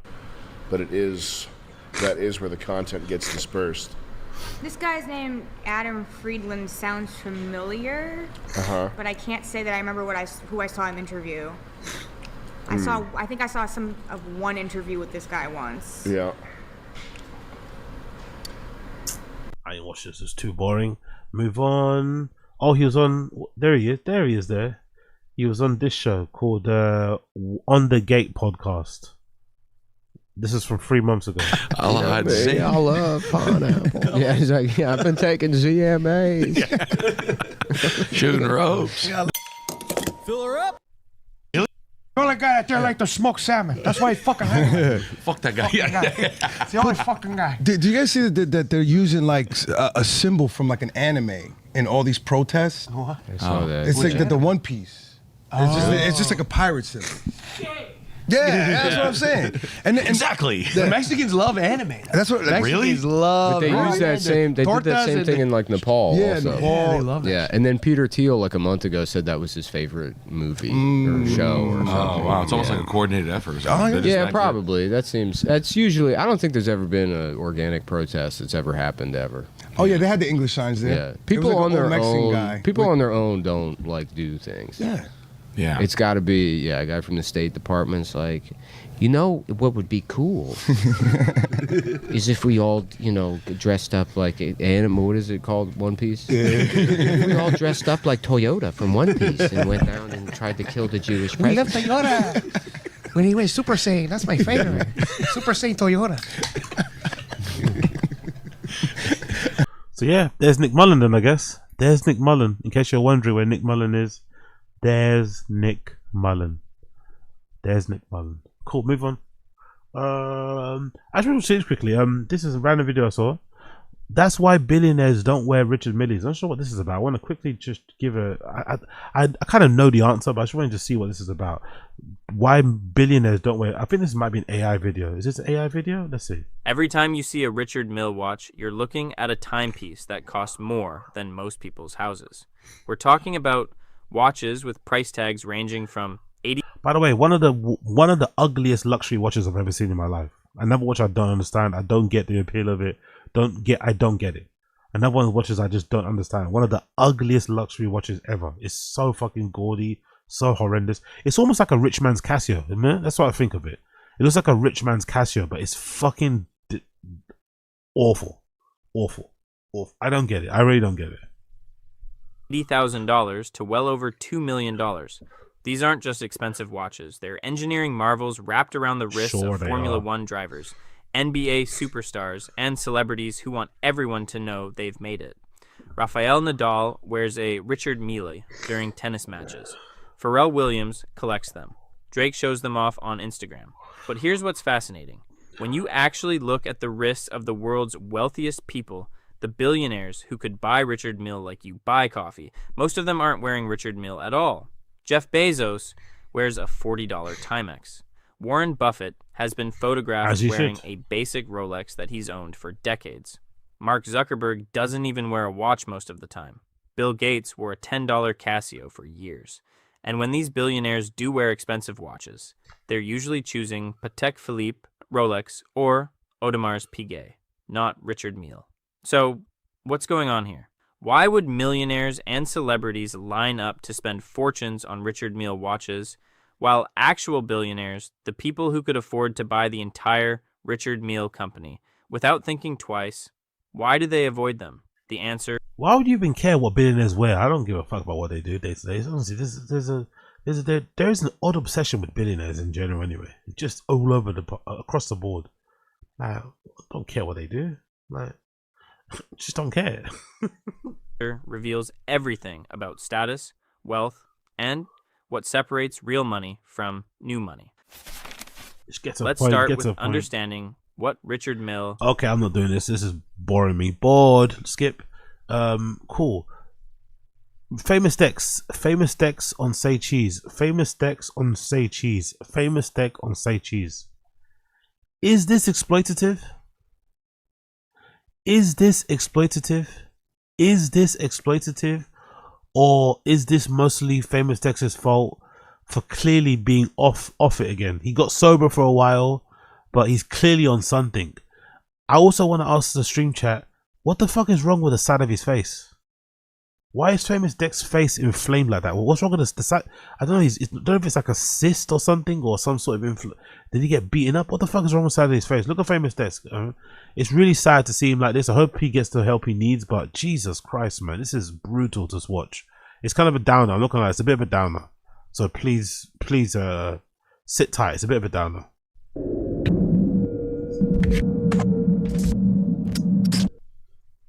Murder ain't my manager no more, bro. We don't talk about that. Put the phone across from him. Put the phone across from him, not right by him. Come on, bro.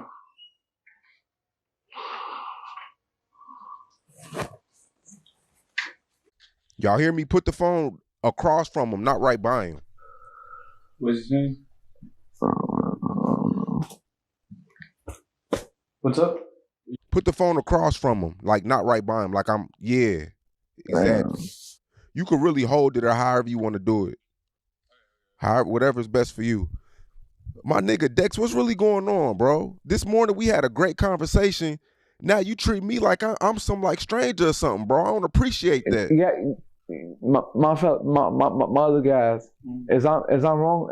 Is I'm wrong or right? Say it loud for me. You're not right. All right, cool. All right, cool. Let's get it going. Cool. We still finna get it going, Sean. But on my mama, ain't know me, brother.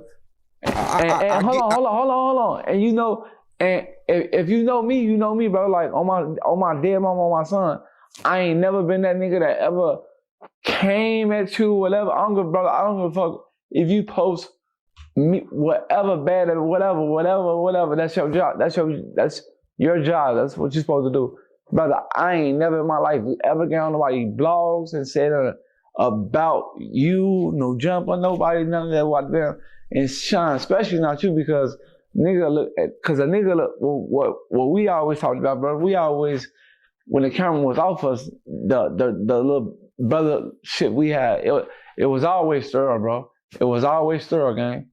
Always thorough. Like nigga, if you can't on some real shit, bro, on Max, bro, you know I'm not from none of them Texas, none of that, bro. I'm from the Gulf, brother. You know me, you know me, brother. You know I got this talented side, and you know I would, bro. Come on, Sean. Like this same nigga cameraman, we recording, right? Rich in the chat, bro. All I'm saying is, what's right is right, brother. On my mama grade, if we go right now on live, and I say what I'm saying on my dead mama, they're gonna eat you up, Sean. Come on, brother. Right? You say 7 o'clock. You say 7 o'clock, and then hold on. Now on top of that, brother, you repeatedly asked me, "Is 7 o'clock is good?" Dex, I called you like 29 times a day, brother. Sean, you know what? Look. Let's get past this, bro. So hold on. Look. Every time I wasn't answering my phone, I was not texting you. I have kids. I be on my phone. I be on my phone, brother. Bro, look, I get you. Are we bummed out yet? Are we bummed out yet? I don't know. I've got nothing to say really, man. Just prayers go out to Famous Dex, isn't it? Prayers go out to Famous Dex. I hope he sorts it out. I hope he figures it out, man. I hope he figures it out. But one thing again, the bodies are resilient. Our bodies are really resilient, isn't it? Our bodies are really resilient. Our bodies are really resilient, man. God bless us with bodies that can be put through a lot of abuse, because, you know, if we take what we see and we interpret what we know to be true, it looks like he's off some shit. Famous Dex has been off some shit for a long time. I think ever since he came onto the scene, right? Ever since Famous Dex came onto the scene, he's always had fucking crust on the corner of his mouth, right? Ever since Famous Dex, although he's just, you know, at one point he wasn't really good. He wasn't really good, but he made some great tunes, right? At some point, he came onto the scene always kind of looking high anyway. So he's always been off the shit. He's been off the shit the majority of his career, and he's still around. It's kind of impressive. It's kind of impressive how much the body can endure. It's kind of impressive how much the fucking body can endure, because he's put his body through some shit. I don't know what that shit is on his side of his face though. I'd love to know what this is all about. There's something going on the side of his face. Don't know what's going on there. It feels like there's like some sort of like swollen bit here. I don't know. Get well soon though, man. Get well soon to Famous Dex. Get well soon to Famous Dex, man. Jesus Christ. Anyway, let's continue. Let's see what's going on here. Brendan Schaub commits perjury. What? Huh? Is that true? What is that? What's that document? Brendan Schaub commits perjury. What the fuck is that? I'm not gonna. Shall I read that? It's too long to read, isn't it? What is this? In the circuit court of the 15th Judicial Circuit.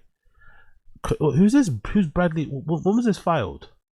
Oh shit! Do you have it recently? 28th for the 2nd. Who's Bradley B. Bell? Plaintiff motion to determine the sufficiency of the defendant's president discovery response and to complete Plaintiff Bradley B. Bell pursuant of the Florida the court has what's happening here? Moves to determine the efficiency of Brendan Schaub's discovery response and to the compelled limited judicial discovery. The court has ordered limited discovery on the sole purpose of determining whether defendant Brendan Schaub is subject to the personal jurisdiction of Florida. The present dispute does not concern the merits of the plaintiff's claims. Rather, it concerns the court presently possesses the factual record required to perform the judicial analysis mandated by Florida. Defendant initial disclosures affirmatively identify communication, business dealings, and February 2023 $100,000. Oh, that's that guy that's suing him for the fucking for the CBD. That's a CBD guy, innit? Oh yes, a CBD guy. Oh yeah, true. Let me just do that. Big up Coilers. Let me just do that. That's a CBD guy. Okay. Hold on, let me quickly read this. I'll put into the chat GPT. However, in response to the judicial discovery specifically directed to those subjects, defendant refuses to identify where the communications occurred, through when they were conducted, or where the financial transactions were intended. So Brendan's refusing to give information. Defendant does not deny the conduct occurred. Instead, defendant withholds judicial components of the conduct. Okay, let me put this into ChatGPT. You're fucking right. Let me put this into Gemini. Gemini is my one. Gemini. Can you please summarize the details of this legal document for me? Let's see what they say. Let's see what they say. Help. Help. Cool, let's see what it says. Let's see what it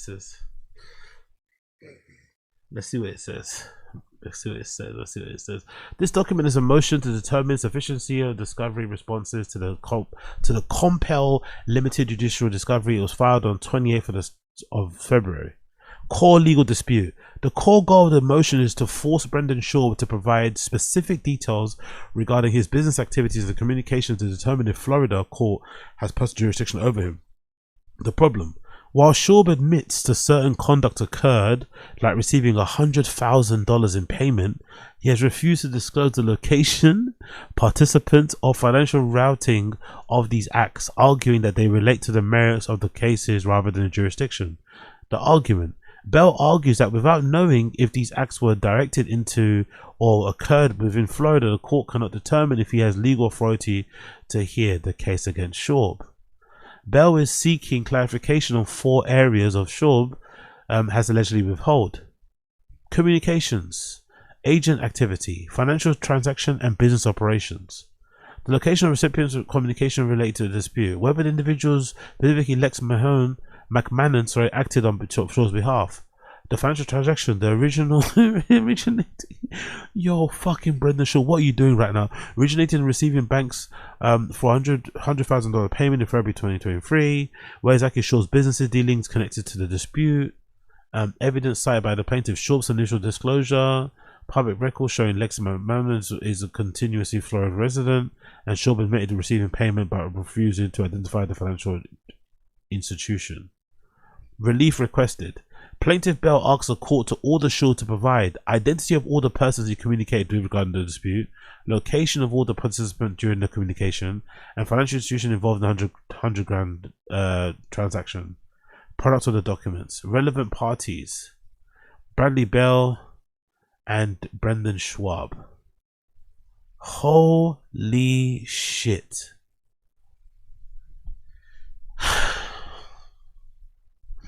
Can I say something kind of odd as an observation? Does it help to be kind of dumb so you don't get stressed out? Does it help when you're kind of dumb and you don't get stressed out? Because, like, how is this not like making his hair fall out? He has to sell his house that he moved into after a year. He's being sued by his old podcast location in LA because of unpaid bills. He has to sell all these dream cars that he bought that gave him a new purpose, right? The cars gave him a new identity.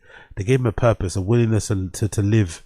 It kind of filled the void of comedy. So it was a big deal. Even though we laugh and joke at Brendan and his mechanic thing, the mechanic arc and the car buying arc thing was a big deal for him because it allowed him to kind of occupy his time that he would have done with comedy and now, you know, take up with cars. You know, selling all those cars. The stress involved of having to find a new place, I'm currently going through at the moment. Like, how is he not like breaking down? Now he's being sued all over that. Like, I think there's a benefit to being a little bit redacted, you know. I think it kind of helps you not really understand the gravitas of the situation you're in, because he's I've not really seen any apart from, I think this episode will go now, right? We might check out in a bit, where I think he leaves half an hour before, right? There's not been a lot of signs of him looking stressed out or bothered. I don't know. It's kind of interesting, to be honest, when you think about it. Like, how is he not crumbling? He's like, his life is literally crumbling in around him. Everything he holds sacred and dear to him is kind of falling. I don't know how he's doing it. I really don't know how he's doing it. Big up, finds the number one reason for divorce. Exactly. Unique lawsuit still open. Exactly. Unique lawsuit. Exactly. Big up, as you discover ignorance of bliss and rape of 25 is hilarious. I don't want Papa to go to broke. I want him to keep making more content. I want to know what the next grift personality is. That's it. That's an interesting one. I think that's a really interesting challenge, actually, because now it's really hard to see. Before it was easier to check out, but now it's really hard to see. Like, what will his next grift be? Will there even be one? Will you just double down on the podcast? Because this is really interesting to see, because he's going to lose everything soon if he's not careful. So what will be the next grift? Will he even have the energy to try and create a new personality or a grift, or will he just get back to basics? I don't know, but this is kind of wild, man. He's been sued out of the arse everywhere. Everyone's suing him. Hold on, let me check the thread. This is not good, bro. This is not fucking good. This guy is pressing the issue. This CBD guy is not letting this go. This CBD guy is not letting this shit go, bro. He's not letting this shit go. Rightfully so, some would say, but he's not letting this shit go. Let me check out the thread. What they're saying in the thread about this. CBD guy's not letting it go. SCHAUB and his lawyers can't keep their own story consistent. Rumor has it that the defendants are starting to distance themselves from one another. Stan, aka Dan, the co-founder, CEO, greatest fan, has put them all in the real risk for running his mouth like a school kid. The jurisdiction battle looks to be the founding CEO's favor at the moment. The founding CEO has won the last 3 hearings. SCHAUB and his team of pro bono lawyers are getting pressed by a businessman. SCHAUB is looking at another L against the process litigants. Their next hearing is in 2 weeks. After that, they have a final evidentiary hearing to determine jurisdiction. Stan, aka Dan, will be silent for the foreseeable future after the faces the plethora of lies that he has no receipts for. Jesus Christ. Is this pre-jury even a thing? I even see important. Pre-jury can't be a major thing, but rarely is. Pre-jury acts of dishonesty. I found the full discovery of SCHAUB's lawyers submitted. Absolutely comical. I'll upload shortly. I don't know anyone that lies more than SCHAUB and can't keep his life straight. It's typical SCHAUB. This is typical SCHAUB at all facets. They're both saying the facet thing proves dumbassery is an airborne virus that just kind of lives in the air. Like, one of them looks at the word of the day in the calendar. Oh, Jesus Christ. Jesus. What's that? You know, I guess in retrospect it's obvious that SCHAUB would commit perjury. He's from the DJT school of lying, where it's so natural and interwoven into his character he doesn't even realize he's doing it. BGL's next trial date against Mbappe is March 9th. His walls are closed. Gee, oh my god, I forgot about that. BGL's got him as well for I think BGL's lawsuit for Brendan is wages unpaid, right? What's the legal term for it? Is it like pay not rendered? It's like a legal term when you take your employer to trial or to court because they didn't pay your wages that you owed. What's the term for it? It's called something, right? The charge or something. Is it? I think it's unpaid wages or something. Is that just, might be that? Might be unpaid wages. So yeah, BGL's got a court case against him. CBD guy's got a court case against him. The fucking old podcast studio's got a court case against him. The fucking I don't know. Who else? The real estate company maybe with the mortgage shit. Ay. That's the employment tribunal. There we go. Gamebred. Yeah, Gamebred knows. Gamebred knows. Gamebred's putting a few ties in his life. He knows. There goes Clint checks the studio. Thanks for shifting through the bubble. Another Peach's delight for the BBC monster lawyers working pro bono. Gotta love seeing the absolute REDACT get everything he's got coming to him. His little nest egg of UFC settlements about to belong. Yeah, what happened to all the UFC settlement money? Oh my god. Did he say he spent that money on the... What did Brendan say he spent the UFC settlement money on? Did he say he bought another car part? Or am I bugging out? Brendan UFC settlement money. Did he say he bought like a car part? There we go. Brendan Schaub on his... What did he say? He got that money and he blew it. Did I tell you this? Daddy's getting a check from the UFC. Did we talk about this? The antitrust lawsuit? What happened? The lawyer called me. He's like, you're on the list. I was on it so long ago, I forgot about it. He goes, they settled. I go, congrats. What do I get? The money in like 10 years? Oh no. Big up Josie. Was it the truck? Oh no. Oh no. It's the truck and he writ it off. It's the truck and he writ it off.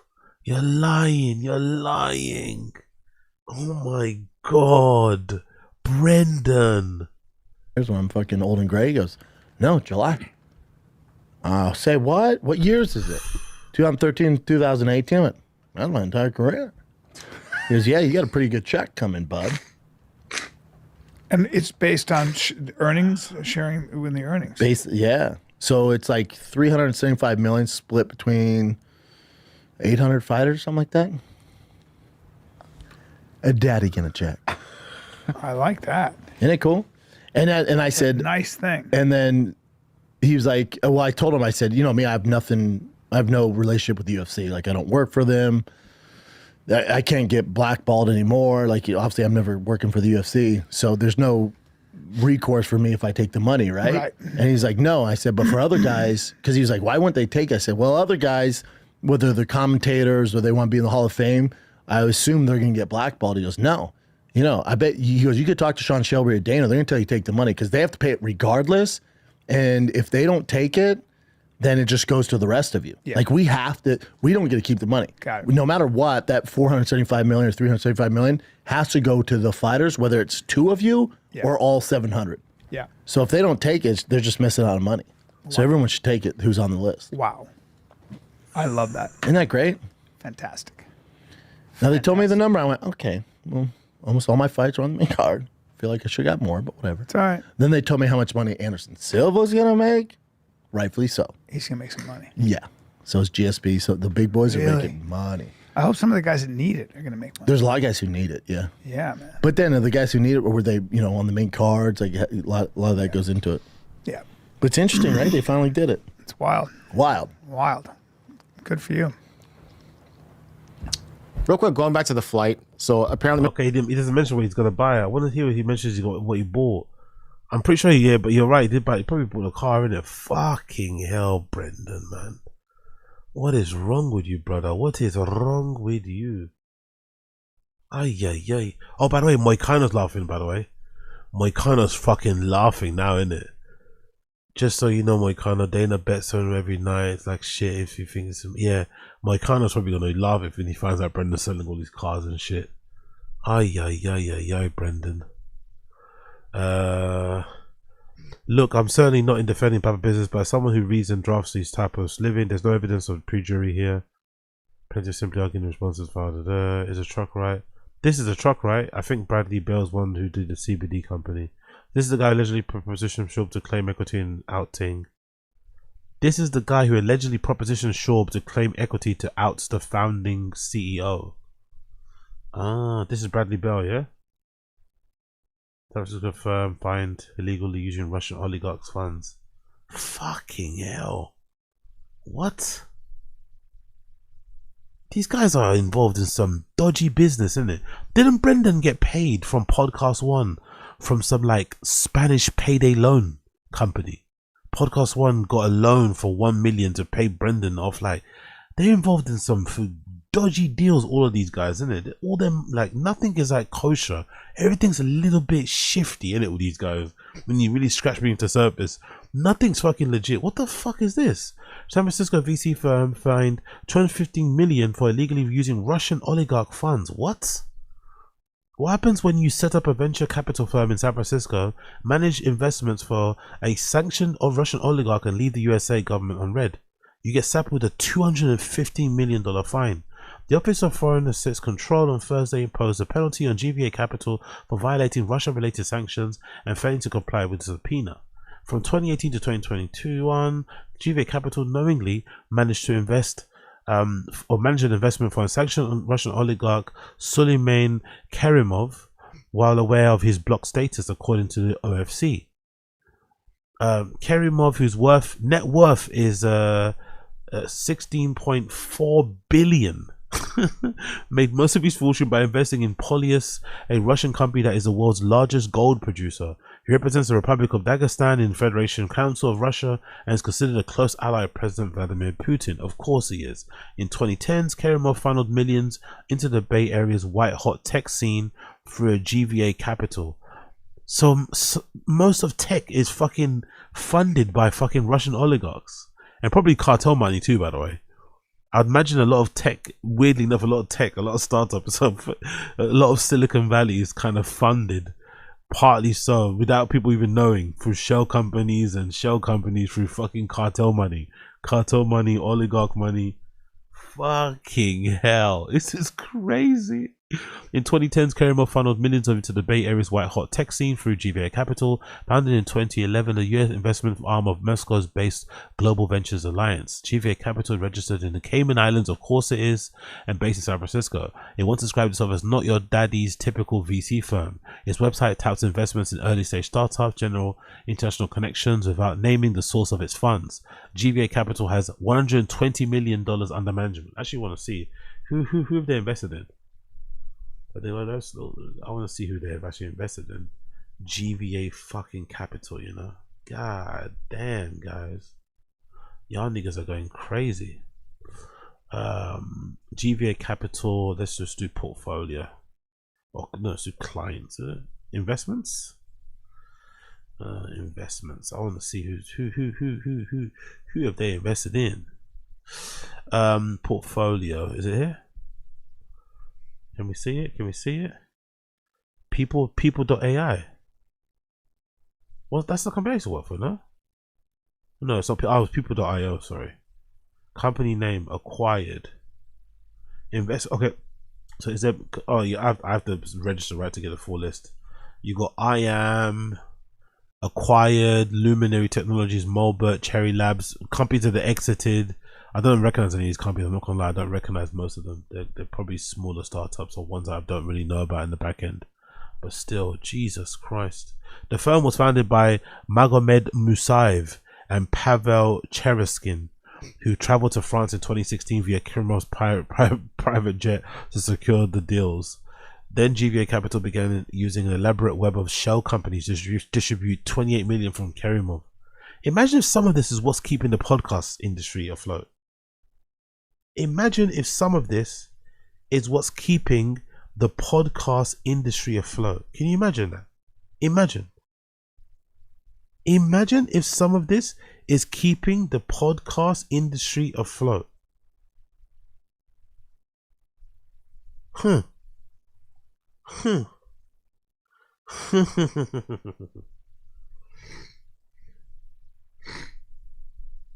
In 2018, the United States sanctioned Kerimov with retaliations of criminals imagining okay, cool. Let me just scroll back. We've read that a bit. Oh my god, this is kind of crazy. This is actually kind of crazy. I'm not going to lie. The links are fucking insane. Russian investors have flocked to the US cannabis industry in recent years of venture capital, of course. Rudy Giuliani. These articles are crazy, man. No wonder these podcasts with like little views and no wonder they're still around. Honestly, everything's starting to make sense now. Everything's making sense. Ay. No, I'm not playing that. Sorry, I refuse. I'm sorry, I refuse. Next post here quickly as we move on. Apologies for the delay here. I'm messing around a little bit. Podcast 1 Q3 earnings call highlights. The company struck a major partnership with Dr. Phil's Envoy Media Company to create podcast-based own content network anchored by a new Dr. Phil podcast with cross-promotion plans to drive audience growth and advertising packages. Management highlighted multiple year renewals and acquisitions including Lady Gang, Adam Carolla, and For Your Amusement. Oh. They don't mention Fighting the Kid there, do they? Podcast One don't mention Fighting the Kid there, so they renewed all those other shit, but they didn't renew Fighting the Kid. They've given fucking what's his name? They've given Dr. Phil a leading role. They are fucked, innit? I always said if Podcast One goes, they're fucked. Because Podcast One gave them wasn't Podcast One the people that used to give them money despite not. How was the deal set up here? I think CoffeeZilla said it right. Podcast One business was really fucked up. I think Podcast One, they got people to sign up for their platform because they offered the podcasters a way of like, I think it might have just been cash in hand. I think it might have been like a cash advance. I forgot what it was. It wasn't tied to how many people actually clicked the ads. Because I think a traditional advertising company that does ads on podcast, you get paid by what you know what I mean? You kind of, I guess you negotiate a contract, but essentially you get paid for what the fans do to click, if I'm not mistaken. I wish I remember the detail. I wish I remember the fucking detail, but I'm pretty sure they offered what Podcast One did, because they wanted to build a name for themselves. They would just offer people money. I'm pretty sure that's what CoffeeZilla said. Let me see if I can find it. I'm actually just gonna watch the CoffeeZilla video. Fuck it. Apologies. I need to get a refresh on what this whole thing was. Hold on 1 second. Podcast One. Is it CoffeeZilla? I think so. There we go. So I think it's this one, right? That date. Plus, we don't know. Just between talking with folks, there's up to $4 million that I know of. We're in the 6 figures. I know of podcasts that are in the 7 figures. Now, when I saw this, I had the same 2 questions on my mind as you do. One, who is Colin Thompson? By the way, he's lost a lot of weight, innit? I didn't realize it before, but he's lost a lot of weight, innit? He's lost a lot of weight, fucking CoffeeZilla guy, in his face, you can tell. He's lost a lot of weight since well, nowadays, isn't it? On the Voidzilla, he's definitely lost a lot of weight. Yo, big up Uche, I see you. Welcome Uche. And 2, y'all are making 6 to 7 figures doing podcasts? I'm in the wrong line of work. I make like 4 figures here in the $10 million studio. Barely keep the lights on, okay? So I went to do some research, figure out, how these people are making all this money and also how they got robbed. And what I found out was that this company that stole the $4 million was a podcast network called Cast Media. Podcast network being a fancy name for saying they represent podcasts to find sponsors. Okay. All that stuff you violently skip with the fast forward 15-second button. Yeah, those guys. And Cast Media would basically work with them as a middleman. Okay. They would take some money, give the podcasters the read, and then give the money. Of course, taking a cut for themselves. Now, that is simplifying it a bit, and we'll go into the details more later. But what you need to know is that Cast Media hadn't been paying their talent on time. Okay. And what started as being late for maybe a month had turned into 7, 8, 9 months late on paying, until one day Cast Media and their CEO, Colin Thompson, says, hey, we're probably going to go into bankruptcy, which means you get nothing unless you take a special deal with another podcast network called Podcast One. Now, who's Podcast One? Well, it's an even bigger network, and they basically say, hey, we'll acquire you, pay off what you're owed, if you sign a new deal with new terms with us. If you do, you'll get back some of the money you're owed now, some of the money you're owed over 2 years, and you'll also get stock in our company. But what stock?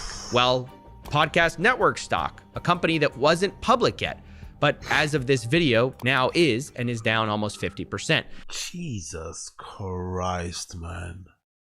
Jesus Christ. Basically worthless stock then. So you basically will lose 30%, 33% of your money that's tied to stock. You will lose it. You will fucking lose it. You'll get what? You'll get 66% of your money back. Exactly, a podcast 360. Fucking hell. Cast Media Podcast One. Jesus Christ. Now, if you took that stock in 2 years, you could sell it. How much it's worth at that point is dubious. Now, Podcast One would say they were just trying to help. It wasn't their debt, so it's a great deal. Now, the more cynical view of this is that it's kind of strong-arming creators. You either take the deal or you'll never get what you're paid. I mean, podcasters like Jim Cornette were literally told, in the event that Cast is unable to close the Podcast One asset sale, it will likely declare bankruptcy. So take the deal or lose everything you're owed. And to make things stranger, Podcast One was paying Cast Media in stock for every podcaster that took the deal. So if you agreed and wanted the money you were owed, you're kind of bailing out the company that got you into this mess. So obviously some people didn't like that deal. Although understandably, others did and took the deal. And look, I'm not here to litigate whether those Podcast One deals are good or bad. Frankly, it's not the point of this video. All cleanups are gonna be messy. What I did wanna know though is how did that $4 million go missing in the first place? Exactly. And to try to find out, I began to reach out to everyone, starting with Colin Thompson to ask for his side of the story. You're being accused of basically stealing $4 million. Your clients say you defrauded them. What's your side of the story? Yeah, I appreciate you reaching out. You know, I wanted to talk with you because I appreciate the work that you do. I appreciate that you're journalist. Answer the fucking question, bro. When people start like this, you know they're about to fucking start fucking filibustering you. You know they're gonna start fucking filibustering you right now. Integrity, and I know that you're gonna tell a fair story. Cast is sort of the dream of the vision of independence, you know, free speech, not bound by sort of corporate norms, the ability and the backbone to support visionary, talented, unique, independent voices, people like Theo Von. You know, Cast's perspective was independence is the product. There were plenty of times where, you know, we believed in a show, it ran into trouble, maybe it was canceled in one way or another, and canceled, quote unquote, and we stood by our creators, right? Continue to support them through that time, you know, when maybe a more corporate organization wouldn't. We weathered the storm together. We believe truly that that's what, you know, was unique and special about Cast, and my heart and soul is still in that vision. I'm a musician originally, and I got into this because I wanted to support shows that were bucking the trend, going against the grain, but unique and important to the broader dialogue. But where's the 4 million? I mean, yeah, I hear you. Everybody's got a grand vision, but the grand vision, when we get to this point, everyone wants to know where the money is, not what the vision is. Sure.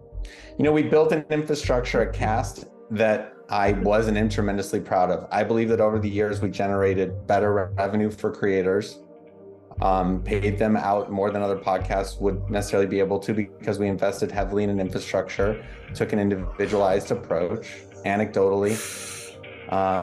You know, But you're saying you pay out more, but I mean, clearly that's, you know, kind of not true, right? Wait, but you asked for my story. Do you mind if I just tell the story? You know, we're getting to the financial difficulties. Stephen. Sure. You know, our vision, it really worked. Creators benefited, made a lot more money than they would have. And many creators do have more money in their pocket now because of that. However, during the period from February 2022 until February 2023, our unit economics changed drastically. Our revenue per download, which is an important metric for analyzing sales performance, you know, free from content performance considerations, dropped by 58%.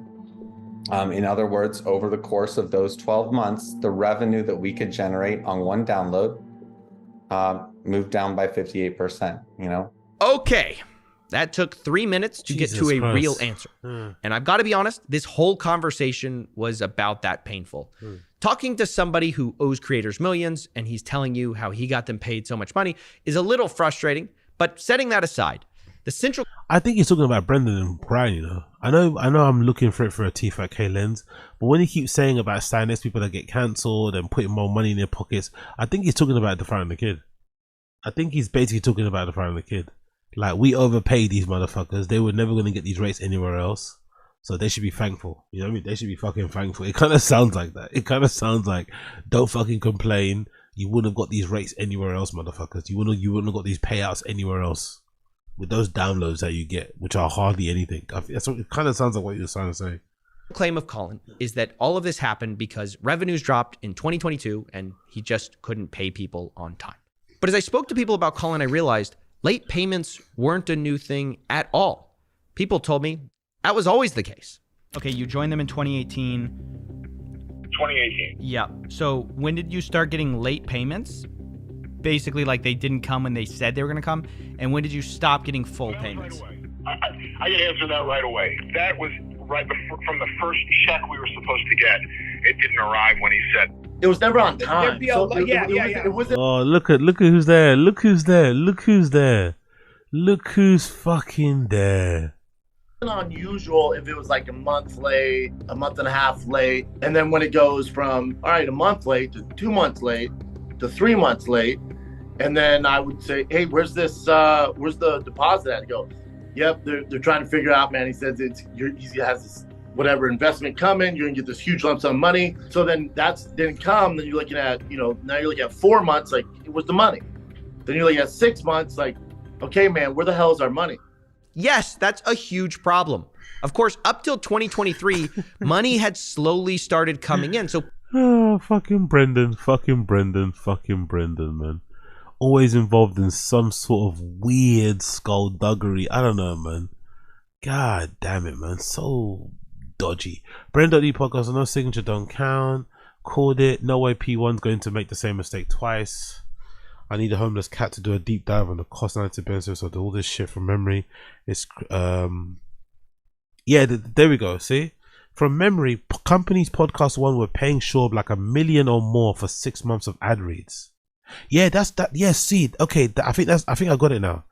I think what podcast one were doing differently to other people is that they were paying people up front. Yes, that's it. You have a gun? I remember that. A bit of casual. The dynamic duo, none other than Buffoon and PDF. Exactly. Rolling on the floor, laughing emoji. Then you remember Brendan's beard? I forgot about that beard, by the way. I forgot about that beard. Do you remember that beard? Do you remember that style? When it was pointy. We did the whole pointy thing. Do you remember that? That whole pointy style, Another persona, another personality.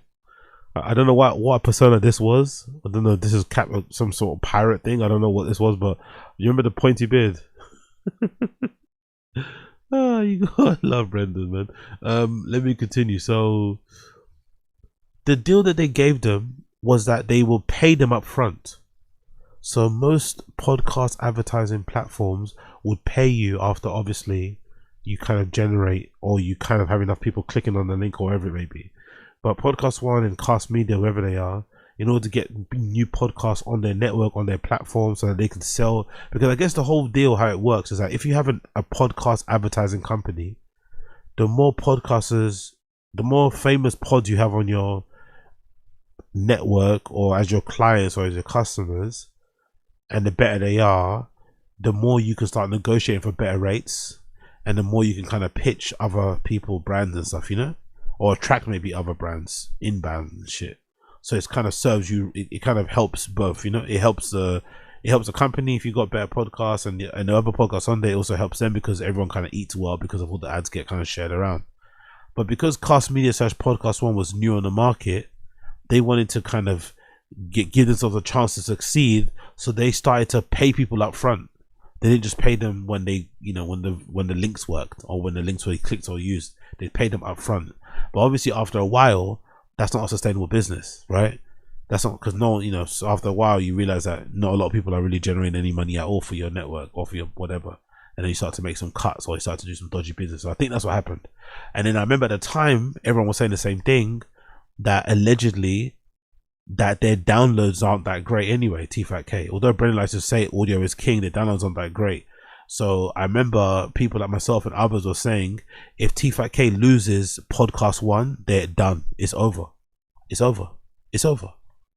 fucking over. Because Podcast One was giving them such favorable rates, they're never going to get that anywhere else. No other podcast advertising platform is going to give them those rates or that deal. Because it was a fucking stupid deal in the first place. And it was also a deal that was given to Brendan, because I'm not mistaken as well, it later came out that Brendan, was it Brian? I swear, it later came out that Brendan or Brian were like close friends with Colin Thompson, but they never really disclosed it. Do you remember? I think it was Brian. I think Brian had Colin Thompson on his podcast. I think they're like old family friends or something crazy like that. I'm pretty sure it was Brian. I think Brian had Colin Thompson on his podcast. So yeah, there was a lot of like weird insider trade. I don't know. It just seemed a bit sketchy. I don't know about the surprisingly fine. I've been meaning to read through the filing. Cool. So yeah, it's not looking good for Brendan. It's not looking good for fucking Brendan. It's not fucking looking good for him. Okay, let's go back to Reddit. What else we missed out on? Oh, let's check this out. Who's this guy? Who's that?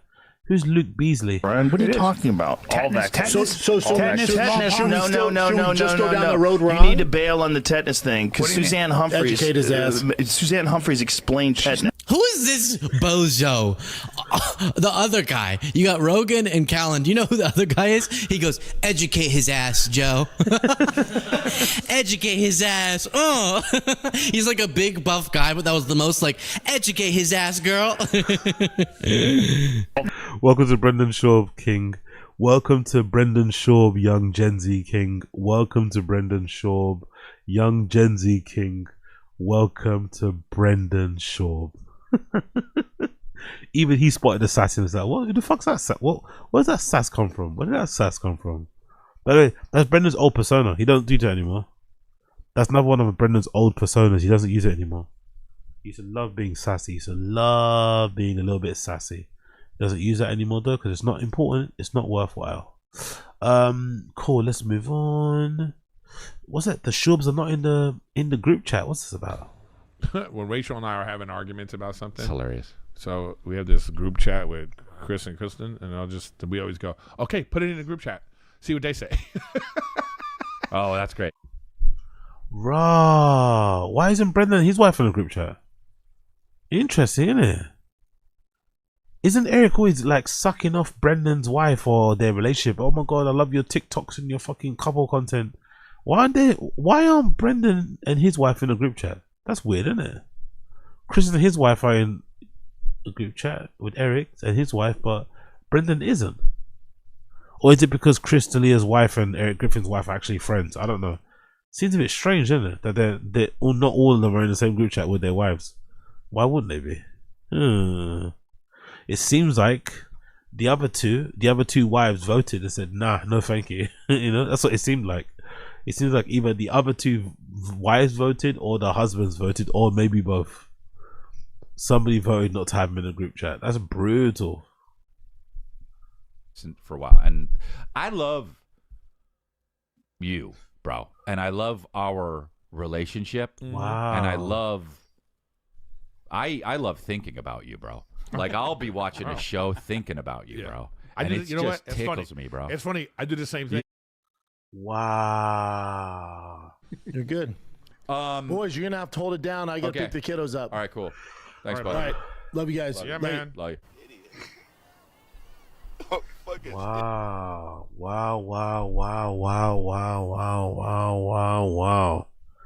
I gotta pick the kiddos up, huh? He's got to pick the kiddos up. Interesting. Okay, let's continue. Papa Catching Strange. Are you serious? That stand-up was worse than Brendan Schaub's. Is hilarious. Holy shit, Angela Hill. I just noticed that. Sorry, this is recent, isn't it? Pick up fucking Angela Hill just randomly fucking dubbing Brendan. Are you serious? That stand-up was worse than Brendan Schaub's. UFC Mexico City Perez VGs. Just out of nowhere. Honestly, like, has there been an ex-fighter that's hated as much as Brendan is by even other fighters? It doesn't make any sense. It's so fucking funny. Nobody seems to like him. It's just wild, isn't it? No one seems to like him. Holy fucking fuck. Massive fans of the show. Okay, cool. We've seen a lot of that stuff. Let's check. Let's move on from there. Anything on the Rogan Reddit we ain't missed yet? Anything on the Rogan Reddit we missed? Iranian people in the streets of Los Angeles today.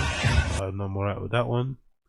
I'm a friend of the show, Donald Trump. I'm alright with that.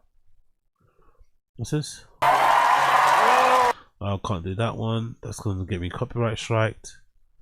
1 second here. Rogan asked JFK about the what? Oh, about the pep. I'm not gonna play that one. 9-minute clip. John and Joe Guest discuss Trump most likely bring peace in Iran.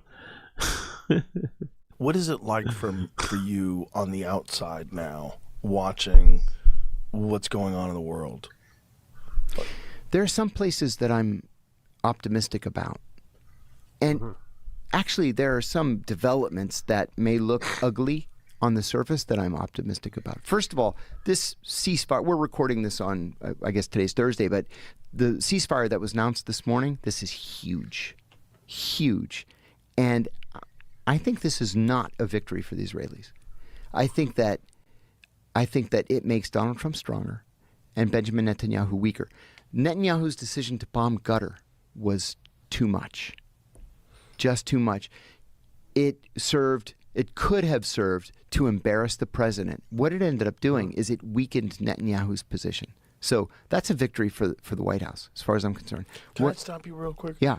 The correct pronunciation? How did you say it? Gutter. You said gutter. It's back here. It's called. So I've heard cutter. Yes, cutter, but they use like a G. They use a G sound. Gutter. Other Arabs would call it qatar with a K. But in the Gulf dialect, it's way down here. Qatar. Okay, pause, man. Pause. Okay. The other thing is Iran. Man, I follow Iran more closely than anybody I know. You remember, you're a little bit younger than I am, but not much. When we were kids, we had a terrible relationship with China. And Richard Nixon was the most anti-China person that could possibly have been elected president. Yet it was Nixon that went to China and made peace with the Chinese and opened diplomatic relations. And call me crazy, but I think that if there's going to be peace with Iran, Donald Trump's going to make that peace with Iran. It may not be in the form of a trip to Tehran, but I could see a trip to Riyadh and have a meeting brokered by Mohammed bin Salman, and maybe we can come to some sort of an agreement on issue number 1 or issue number 2. Well, it seems to be a part of what he wants to accomplish in these 4 years, is that he wants to go down as having made significant change in the world in a positive direction. And we're seeing it, whether people want to admit it or not. That's part of the problem because of narratives. That's it. You know, peace between India and Pakistan doesn't fit in the Democratic Party's narrative that Donald Trump is a warmonger. He's not a warmonger. Jesus Christ! Ask. Yeah, that clip is aged like fucking milk.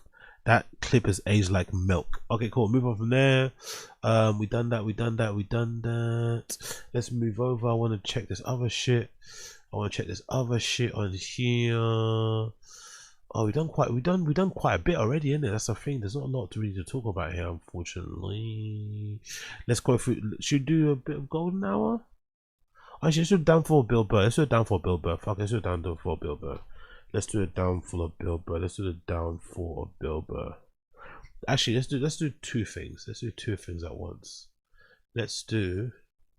I'm curious to see what this is. Yeah, I'm curious to see two things. I want to do this. I'm curious to see what this stolen valor is, and I want to see a little bit of Johnny Somali, because Johnny Somali allegedly has got a deal. It's got a sentencing happening soon. So let's check this out. This is courtesy of Bubba. It says he just got exposed for stolen valor. MALIBUFITMAXX. Let's hear this out. I've been seeing this guy everywhere, by the way. I've been seeing this guy all over my feed. I don't know who this guy is, but let's check out what's going on. It'll be mad. I hope this guy isn't like 22 or something.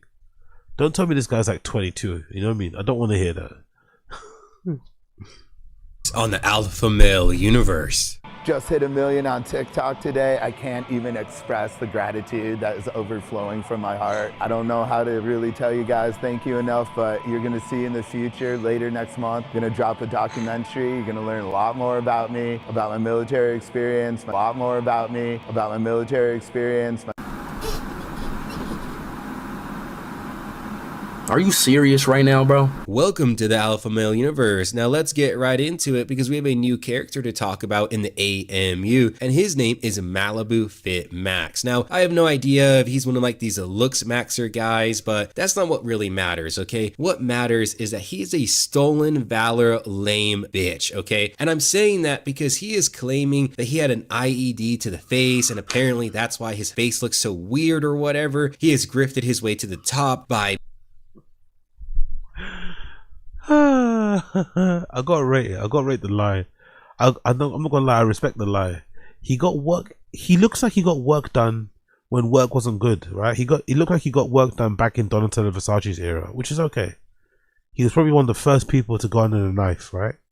He was probably one of the first people to get like cosmetic surgery back in the day when it wasn't as good as it is now. Because nowadays cosmetic surgery, you get it no one can tell you got surgery. So in order to cover up the lie, in order for him to cover up the fact that he got cosmetic surgery, he then makes up a lie that he served in the military and he had an IED explode in his face. That's how his face looks the way it does. It's not because he had like Donatella Versace era surgery. No, it's because he had an IED explode. Like, are you for real? Do you expect us to believe that? Does she honestly expect we'll believe that shit? Or he, sorry, not she, she, you know. Does he honestly think we'll believe that? Being overly nice, by being sympathetic, positive, or whatever. Whenever you see that bullshit, right, when someone's like super happy in the fitness space, they are usually a grifter. Honestly, it's gonna be a rule going. Really? Is that true? So is there no like genuine good souls in fucking fitness and I don't know, inspiring men things? I don't know what that in that manosphere world. There's not like one genuine person in the manosphere world. There's not one genuine person. It's like bodybuilding, powerlifting world. There's not one person that's genuine. It's just like trying to help people out, just trying to, you know, get more strong so I can live more healthy. There's not one person that's generally on that time. Everyone's got to have an ulterior motive. Everyone's running some coin or some like, you know, mastermind or some private discourse that everyone's doing. That is wild if true, man. That is fucking wild if true. Wild. Forward, if they're being overly nice, they're a fucking grifter. I'm just gonna stand by that opinion because I've shown it time after time. And you know what? I'm already getting pressed because I can't stand people who are stolen valor lames. This is something we've seen before in the alpha male universe with the Azulis of the world, and it's just getting worse, man. So you know what? Let's get this show on the road.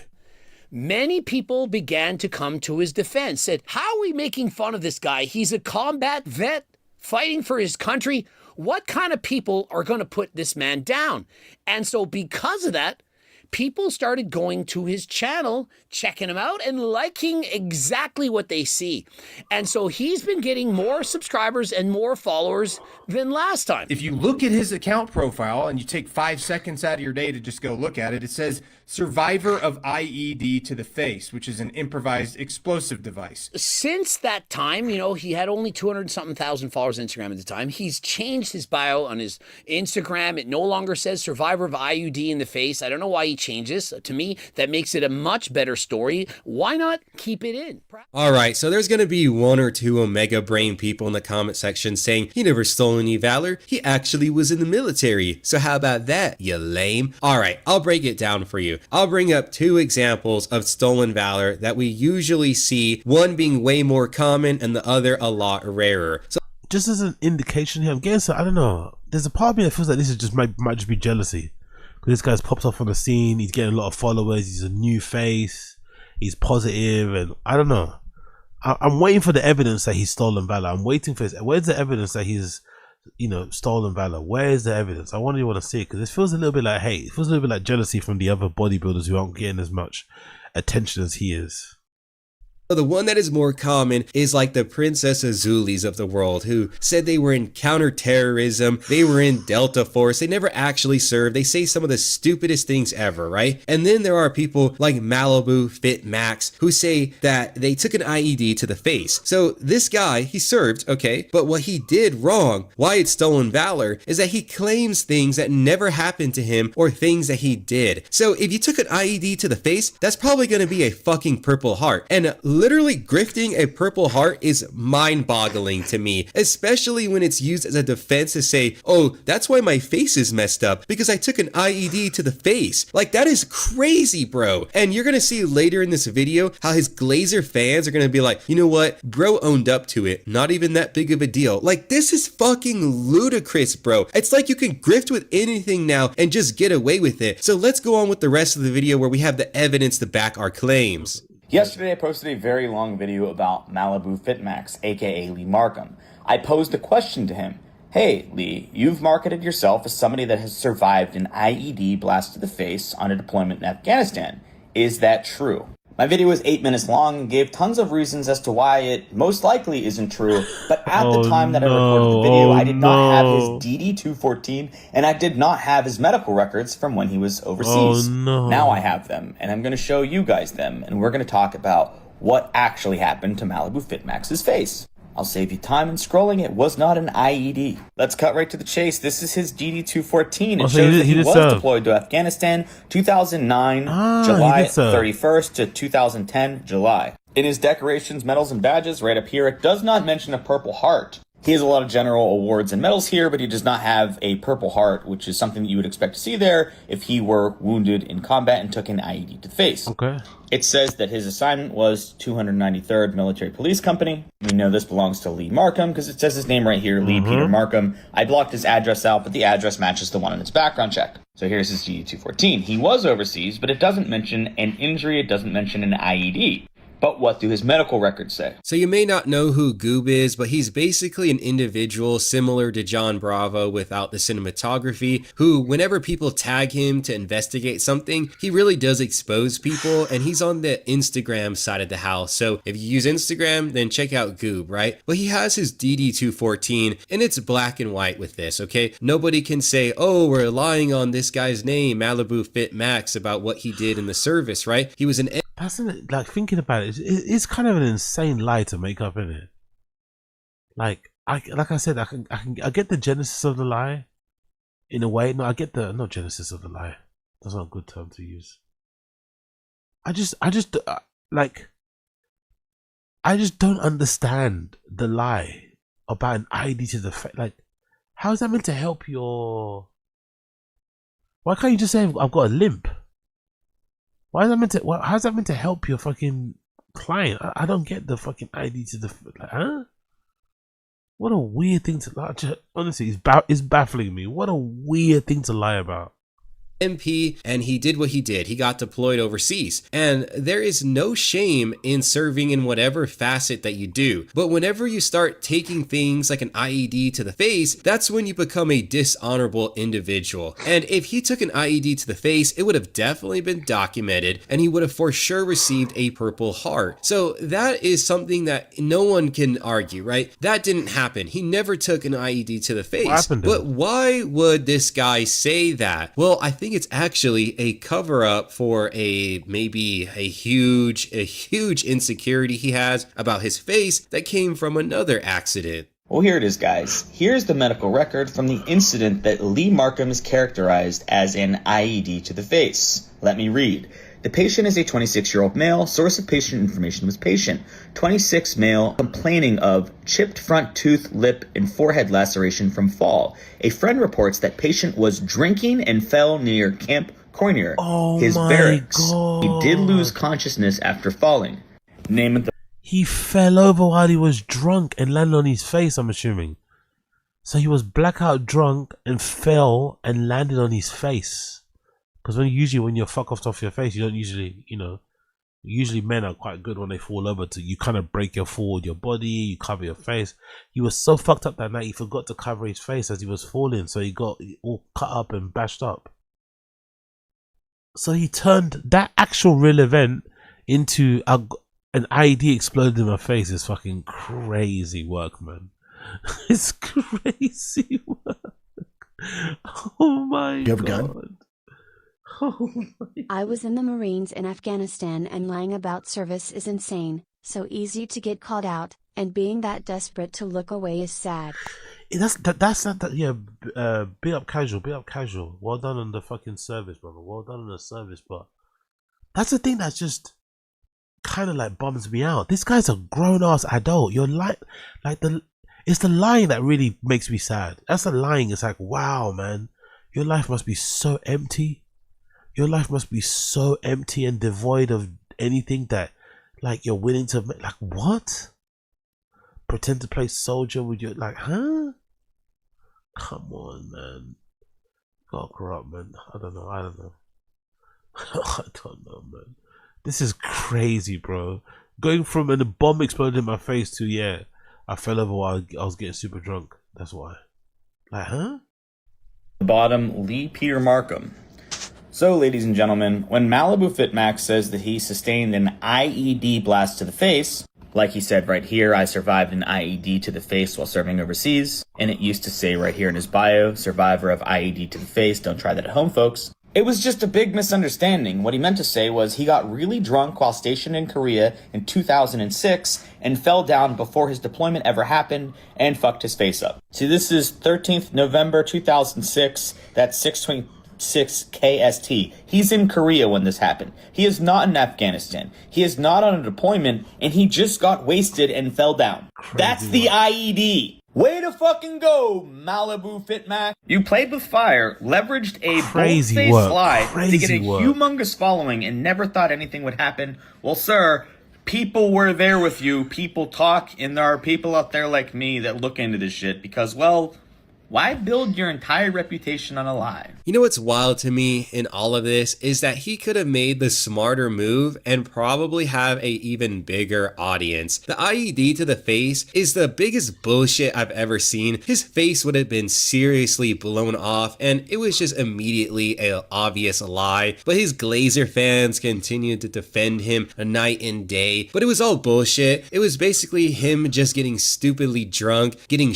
wasted, and then falling and smashing his face open, which left him some type of scarring and probably turned into a big insecurity, which led to some botched surgery. But what's wild in all of this is that he would have been a whole lot more personable, probably even more liked if he had just told people, yeah, early on in my military career, I got wasted and smashed my face open, and yeah, it happened to me, and it is what it is. And people probably would have been like, well, or use that as a point to like talk against the fucking negatives and the dark aspects of getting involved in the dark arts and shit. Do you know what I mean? That's what you gotta do. That's what you gotta fucking do.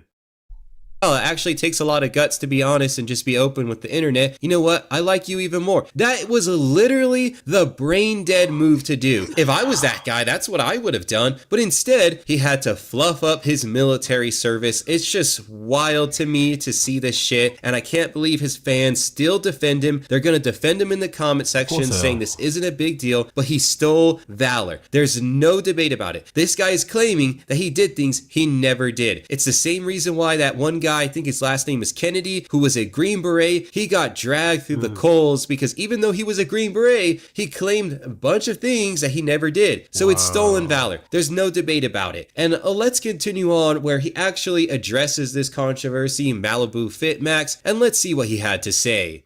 Hey guys, it's Malibu. I wanted to talk to you directly about the claim that I made taking an IED blast to the face. I may have. Bro, you wrote in your bio. You wrote it in your own bio. I may have, you know. For anything else, I want to be clear. I did serve between 2005 and 2010. That part of my life is something that I've always been proud of. I've always had deep respect for the men and women who served alongside me, especially those who suffered more than I ever have. I've always got comments about my face and appearance. Some of them were harsh, and to be honest, I didn't handle it well. I was new to being in the public eye, and I didn't know how to handle the criticism. Instead of facing that right away, I made a bad decision and put IED survivor in my bio. That was not true, and it was wrong. So this guy registers the fact that there are those who have suffered more than him, and instead of honoring them, he just spits in their face and claims a fake injury to justify cope whenever people would insult him for his face. Now, I get it, right? The internet, it's a really brutal place where you're gonna get criticized for everything, but you need to have thick fucking skin if you're gonna be on here. Like, if a comment that is criticizing you about anything, your face, your voice, whatever you do on the internet, right? Then don't be here in this space. Like, legitimately, if you're thinking of making content and you can't handle someone not fucking liking you, then don't make a video. Seriously, I'm just gonna save you from all of the heartache, because if you're not ready to get dragged or criticized or whatever.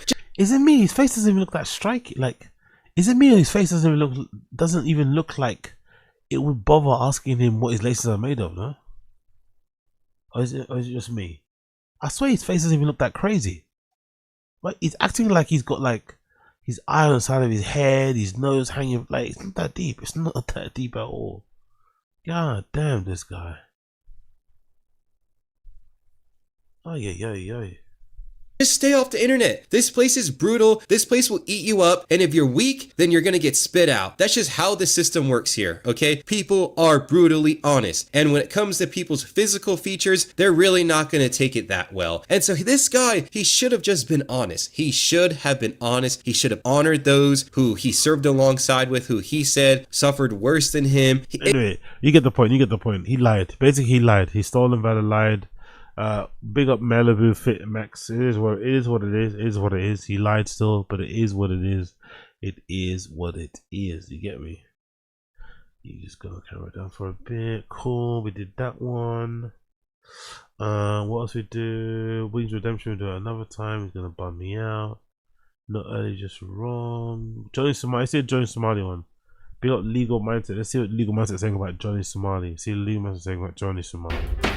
Very well. Indeed, had the latest in legal news, and of course, we've been following the Johnny Somali trial from the beginning and giving you the real narrative, the real facts, the real consequences on what's going down in Korea for Johnny Somali. And we are at the end here. We indeed had a massive hearing today that actually had a little bit of a twist, which we'll get into and get into the details. Yo, how long has that guy been out in Korea anyway? How long has Johnny Somali been out in Korea? Fucking hell, man. The Korean justice system moves slow, especially with celebrities. It moves even slower.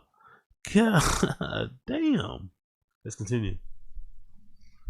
Here. So today's hearing we thought was just going to be involving modifying the indictments, potentially either, you know, modifying the deepfakes, adding charges, maybe doing something else like that. But what they threw in was they added closing arguments. Typically that is done on a different day, but they allowed those closing arguments to proceed today. So we actually have an update on Johnny Somali's closing argument and his whole spiel, his last attempt to make his defense, which failed miserably.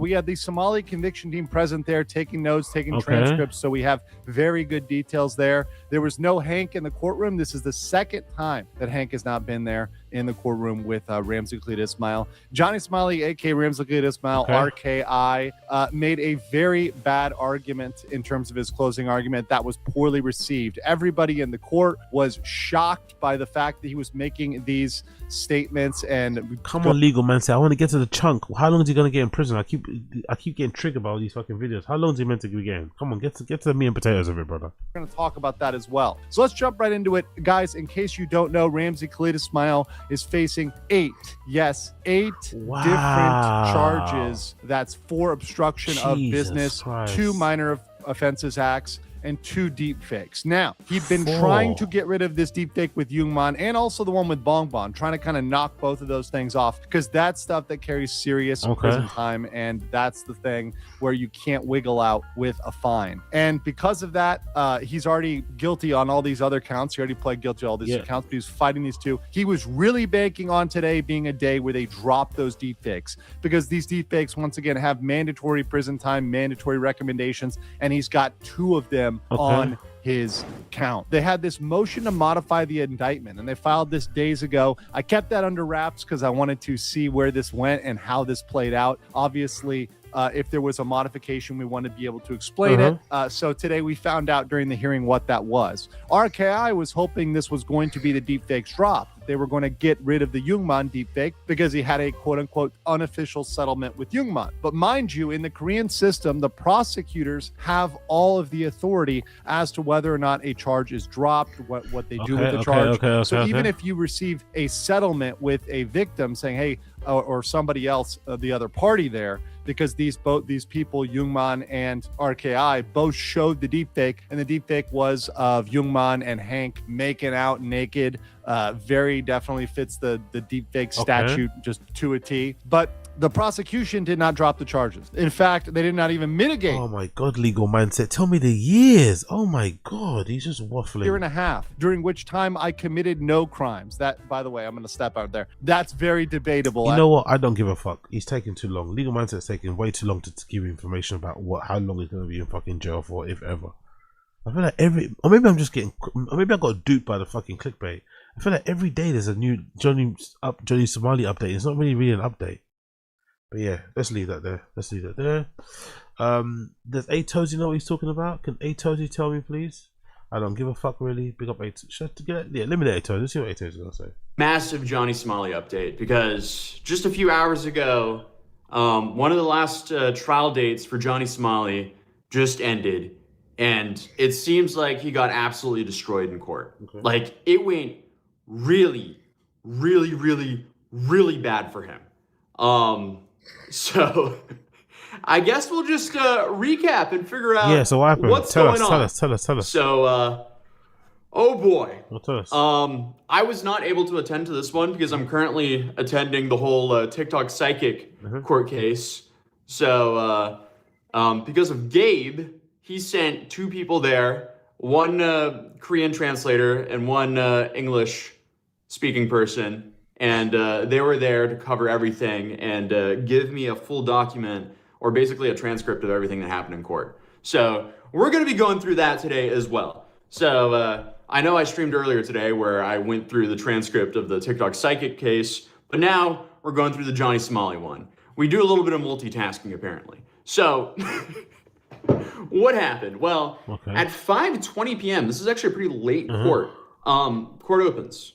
At 5:23 p.m., Johnny enters the court, and this is apparently the earliest appearance to date. He's wearing a black suit this time and glasses. So probably the same outfit as last time. No MAGA hat this time. At 5:27 p.m., the interpreter enters, and then Johnny's lawyer enters at 5:28 p.m. Then at 5:29 p.m., judge calls Johnny and lawyer to the stand. So now it's real for him. At 5:30 p.m., they say, in the deepfake case against Johnny, prosecutor submits a correction to the date and the time of the crime, which happened 2 days earlier than the stated. Okay, I'm done. Honestly, enough of this. These. Honestly, I partly. You don't know how much I stress out when I'm not stressed out, but you don't know how much it worries me that I'm waffling in my videos, and I try to, especially when I'm doing clips, I try to make sure that they are, going in a certain direction, and you kind of get the vibe or the flow of the conversation. I don't know, something. But these motherfuckers, god damn, the fucking preamble, the waffle, the nonsense is wild, bro. It's like, just get to the fucking point. How long is Johnny Somali looking at in prison? When would that sentencing date roughly happen?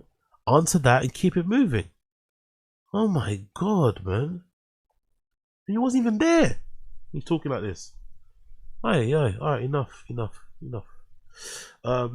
This is a good Atozy one. This should be a good one, and then we'll jump on to Bill Burr.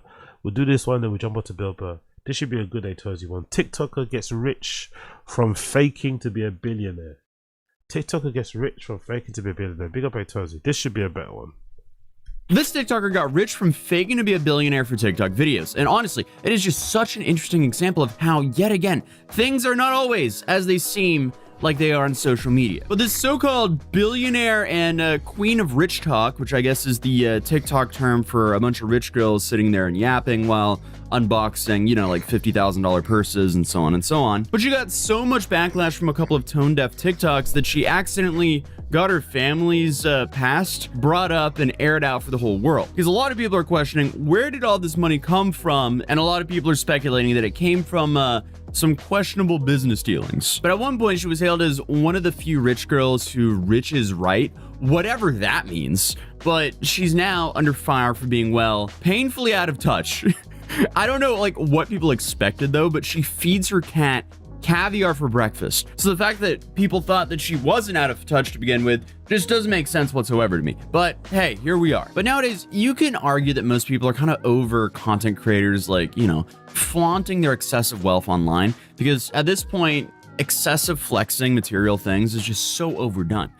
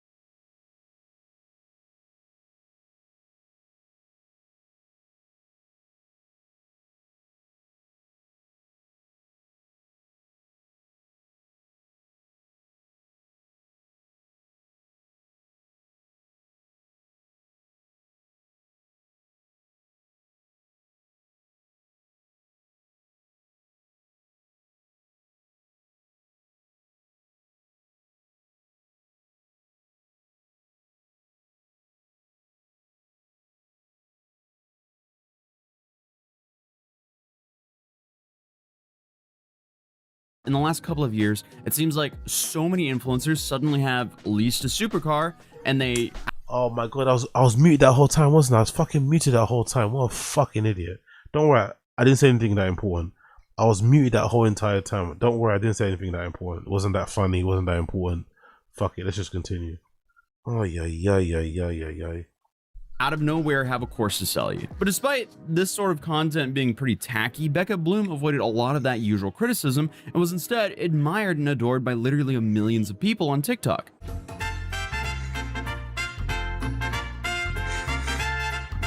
Yeah, 5.3 million people to be exact. I guess you can kind of say that her content to girls on TikTok is kind of like what Rice Gum was to Hypebeast back in like 2016. I mean, one of her earliest videos is a bunch of Hermes boxes piled up in the back of a Cybertruck. Like, tell me that doesn't sound like a modern version of some clout house bit from years ago. But everything started to shift when she decided to post a hot take. And that had a lot of her followers feeling rubbed the wrong way. And it makes sense. Here's what men don't understand about equality.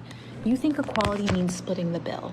Women live in a society where equality has never existed in the first place. Women still only make 80% of what a man makes for the same full-time job. So when you ask for a 50-50 date, know that her 50% costs more of her income than it does yours. Second. Yeah, this is not... I wonder why that happens though, by the way. Why does this happen? Why does a content creator who's found a niche, who's found a little money, you found a money glitch, right? Why do content creators who find money glitches, wherever your thing is, because I'm a big believer in wherever your thing is, like now in the DJ world, there's a lot of girls in the DJ world who do DJ live streams and they DJ wearing really small tops, like I think they call them, the technical term is baby tees. They wear these like Brazilian baby tees or whatever baby tee, and they don't wear a bra. So that when they're DJing and they're dancing behind the DJ booth, their little tatas can be jumping up and down and shit, right? And people can see that and get excited. That's become like a little bit of a thing that girls do to just, you know, try and go viral and get some views. I don't mind it, do your thing.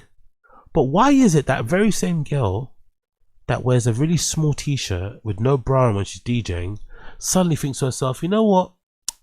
I'm going to start talking about Iran. I'm going to start talking about free healthcare. I'm gonna start talking about the rise in fucking, I don't know, conservatism or whatever. Why do content creators do this? You find your fucking money glitch, just double down, triple down on that. Everyone wants to see this Asian girl that makes a lot of money, allegedly. They would like to see her spending money on stupid things, on things that they could never afford. They enjoy that. Why would she then suddenly talk about gender pay gaps? Huh? Like, what? I really don't understand it. I really don't get why. It's like a common trait with a lot of content creators. They just cannot avoid to just start talking about, and I think maybe actually, maybe I could have the answer. Maybe part of it is to do with that whole thing of like, once you make money, you start to think you're really smart. Because I think that's what content creators do, a lot of them, social media people, even in general. Oh, you became successful on social media? Okay, now it's time to open a bar, you know? It's like, huh? You know what I mean?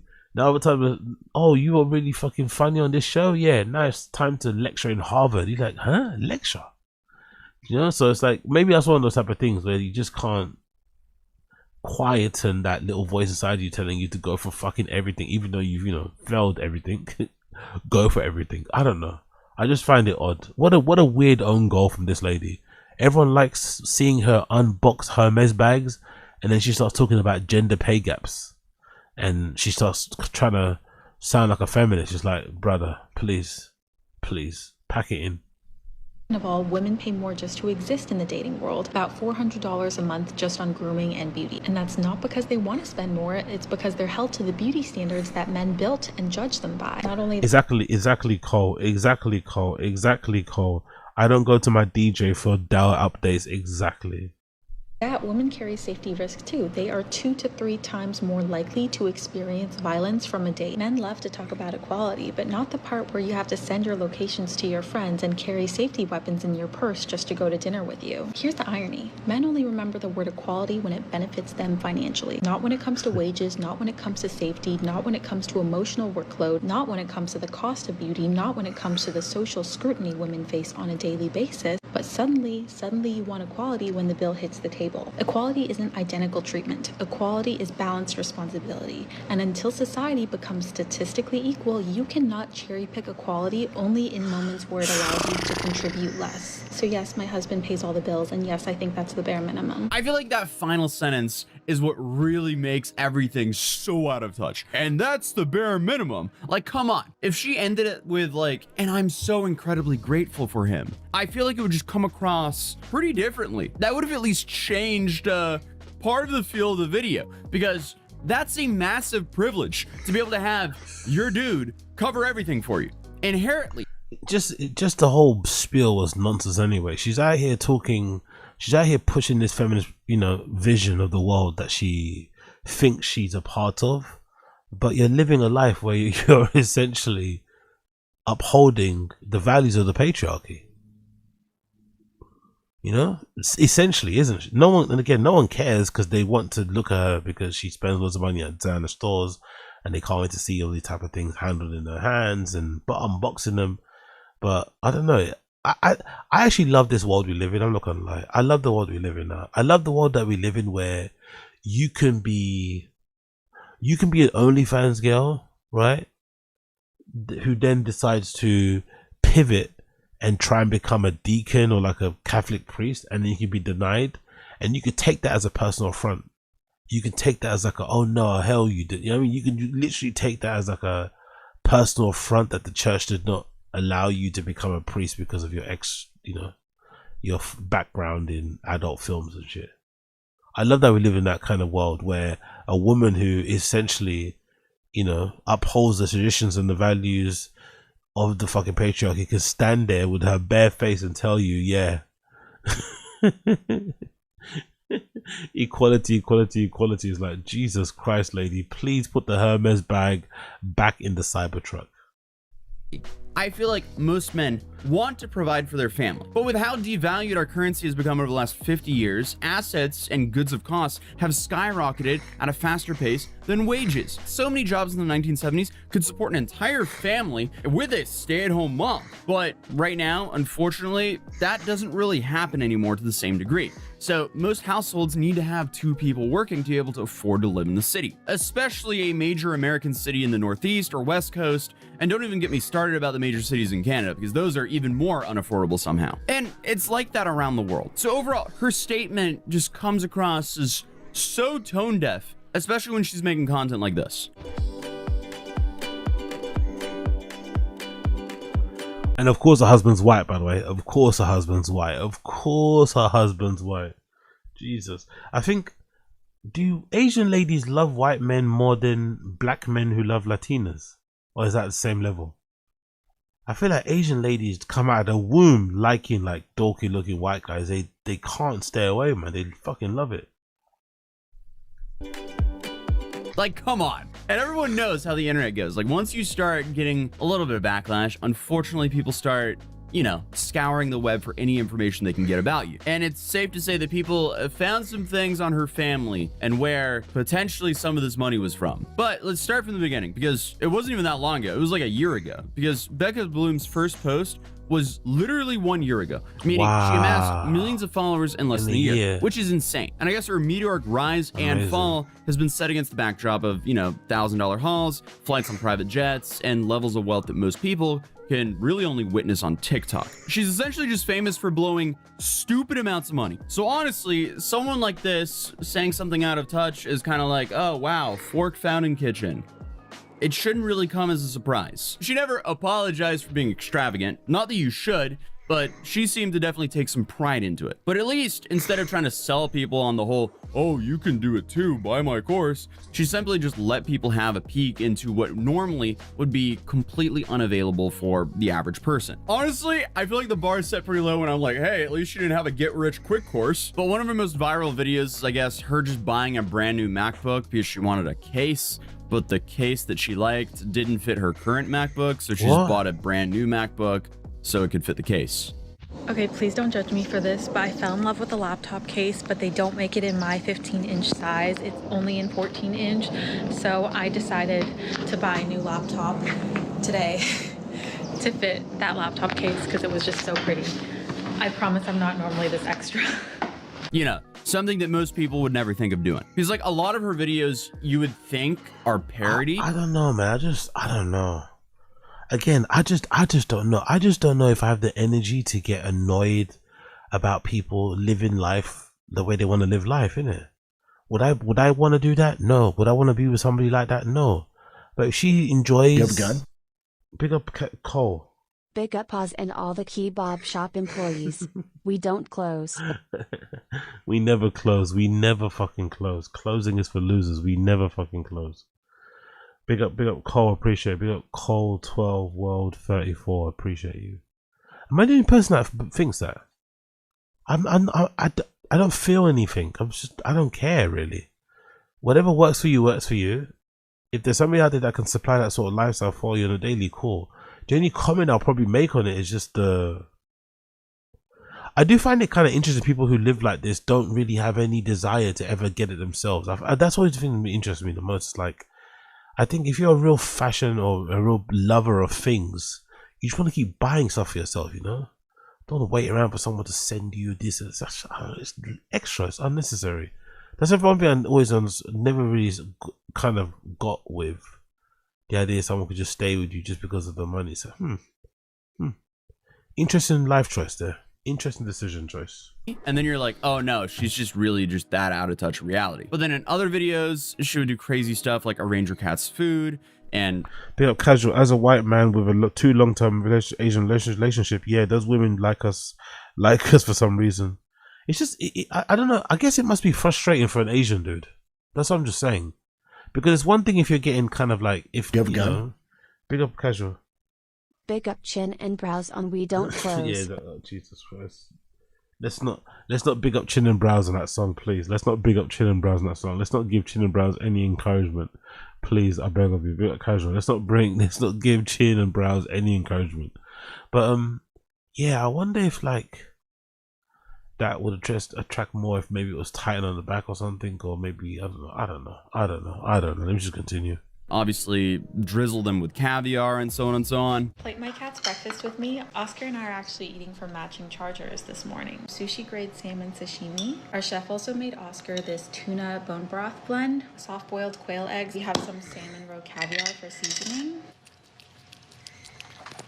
Apparently her kitties are eating better than most people in the world. And obviously there were comments calling her out for how ridiculous this display of wealth was, but the overwhelming majority of viewers just really ate it up. So she shared her relationship, days of her life, outlandish hauls, wedding prep, and the occasional educational video about whatever topic was hot that day. But I feel like this is just a big reminder of, you know, just because someone has money or followers doesn't necessarily mean that they are wise or that you should actually listen to them. Because unfortunately, a lot of people look at these influencers as North Stars, as to what rich people do and how they think. Because as easy it is to build a whole facade of being this like billionaire influencer, apparently it can unravel equally as quickly. Because I feel like even the people who weren't interested in her excessive spending, they just rolled their eyes and continued scrolling. But when Becca decided to get on her TikTok unprompted and make a self-righteous speech about equality, people started raising their eyebrows. Equality isn't identical treatment. Equality is balanced responsibility. And until society becomes statistically equal, you cannot cherry pick equality only in moments where it allows you to contribute less. It seems like with her whole argument, she's trying to lean into the whole divine feminine narrative that's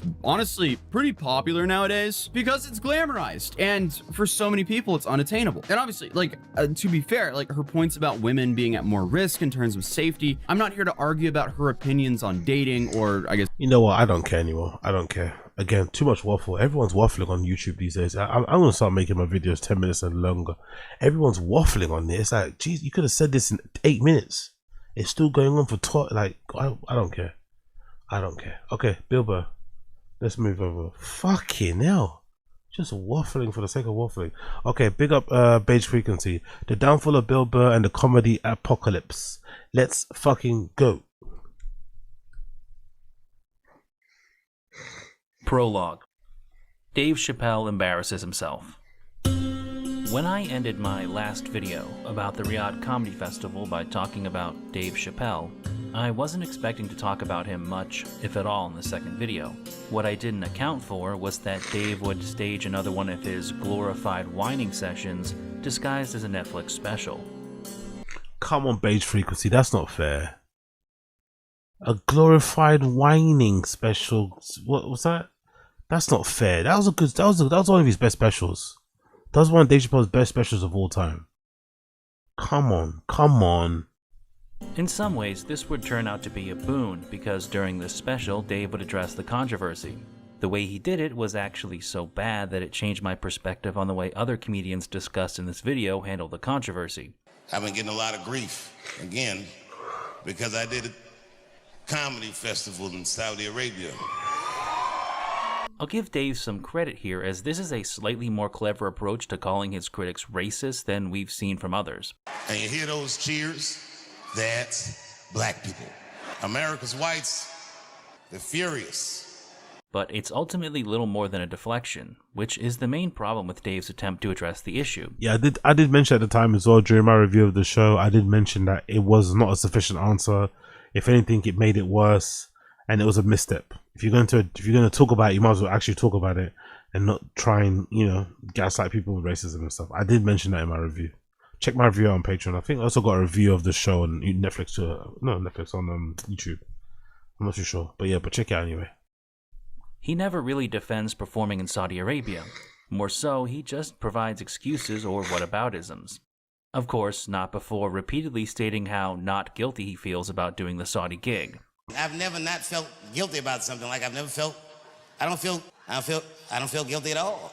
This is how normal people who aren't guilty think and behave. They constantly tell themselves and others how not guilty they feel about a decision. This is where it goes from awkward and unconvincing to pretty weird. For some reason, Dave takes aim at Bill Maher of all people.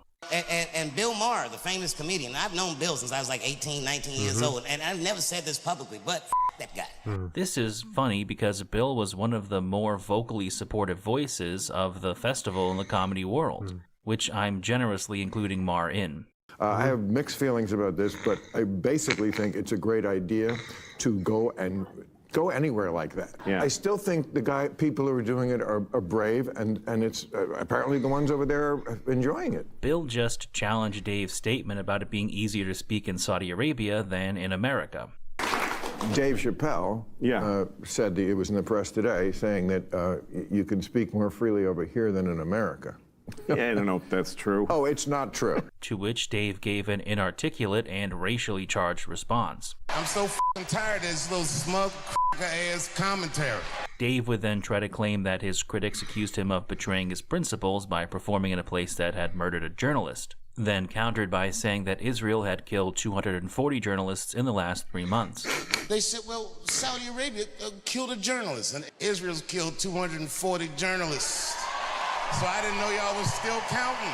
And you know, credit to Dave again. That's a really good reason not to perform in Israel. However, that's not what we're talking about. It doesn't in any way, shape, or form justify performing in Saudi Arabia. You can't just say, one country did horrible things, so it's okay for me to perform in another country that did horrible things. It literally can only work as an argument if the person criticizing you has also performed at the behest of an equally bad regime. And even then, you're just pointing out that you're both bad people. It's kind of like Bill Clinton telling Trump to release the unredacted Epstein files because he knows they're both implicated. Dave is just being disingenuous here.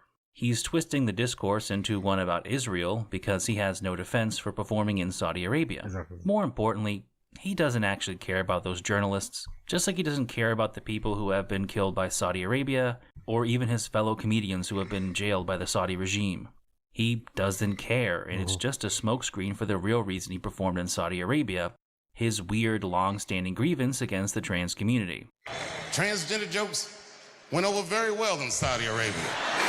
Dave, of course, tries to frame this in light of almost being canceled due to That's kind of transgender funny, jokes.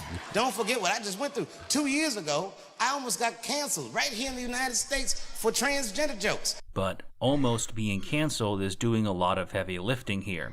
It's tough to claim you are anything remotely close to being canceled when you're getting paid tens of millions of dollars to treat the world's biggest streaming service like your own personal blog, where you cry about all of the people who have hurt your feelings.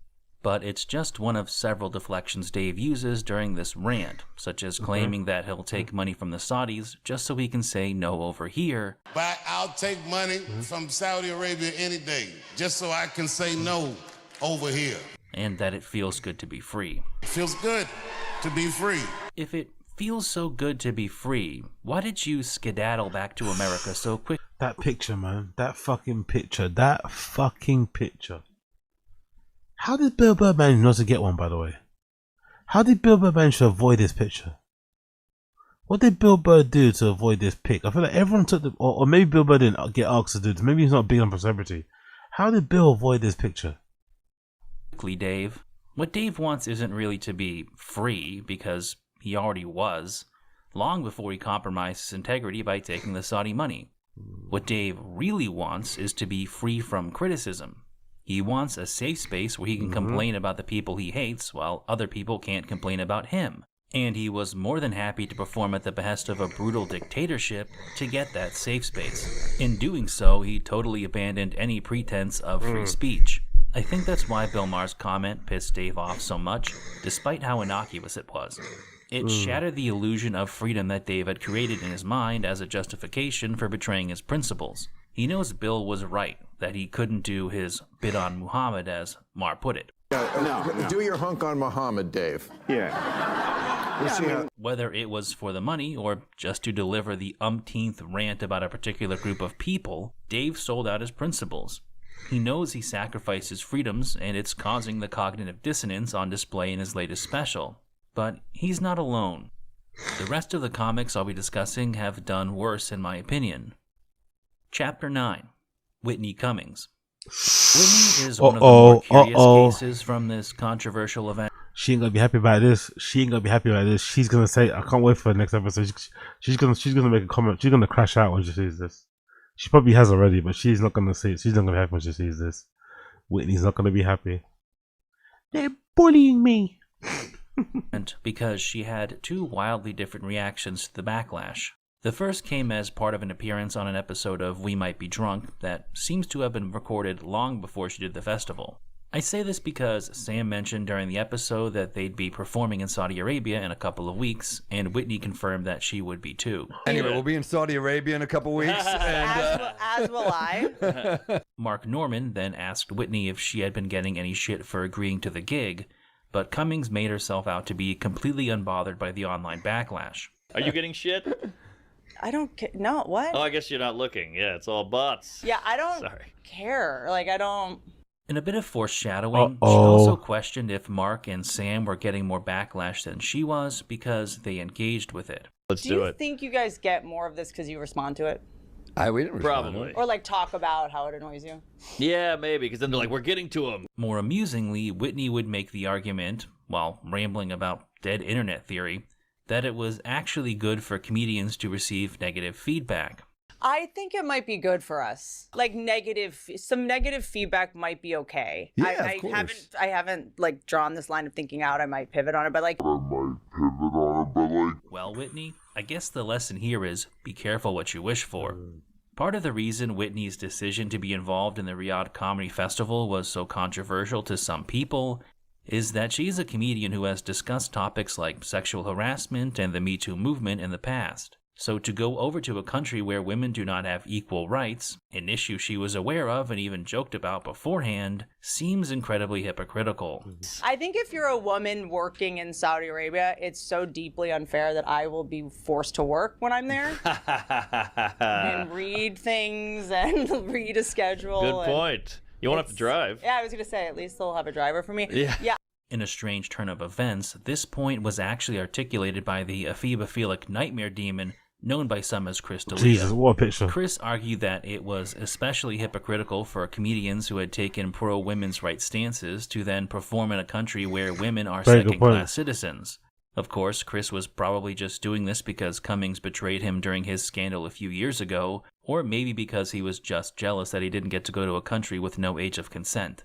Either way, his comments seemed to really get under Whitney's skin during a now-deleted segment from the October 12th episode of her Good For You podcast. She deleted it. Whitney addressed her critics and D'Elia specifically. Weirdly, Cummings' only response to D'Elia's criticism was to call him a Nepo baby with a trust fund who was calling other comedians sellouts for making money. People are like, oh, you sell out? I love when a Nepo baby tells comics who grew up poor that they're sellouts. People whose dads have points on huge television shows are like, I have a backup plan, a trust fund. You're a sellout for making money. A better argument would have been to recite the 9 litanies of Ilthagua that would banish Chris back to the Netherverse. Failing that, she could have said that Chris probably shouldn't be opening his mouth on issues of ethics and morality given his many scandals. But the problem is that regardless of who voiced the criticism, it's still right, and Whitney didn't have any counter to it. You can see this plainly in her other floundering responses to the backlash. Decent response from Whitney. I get what she's trying to say, but it doesn't negate what... Like, everyone's right in this argument.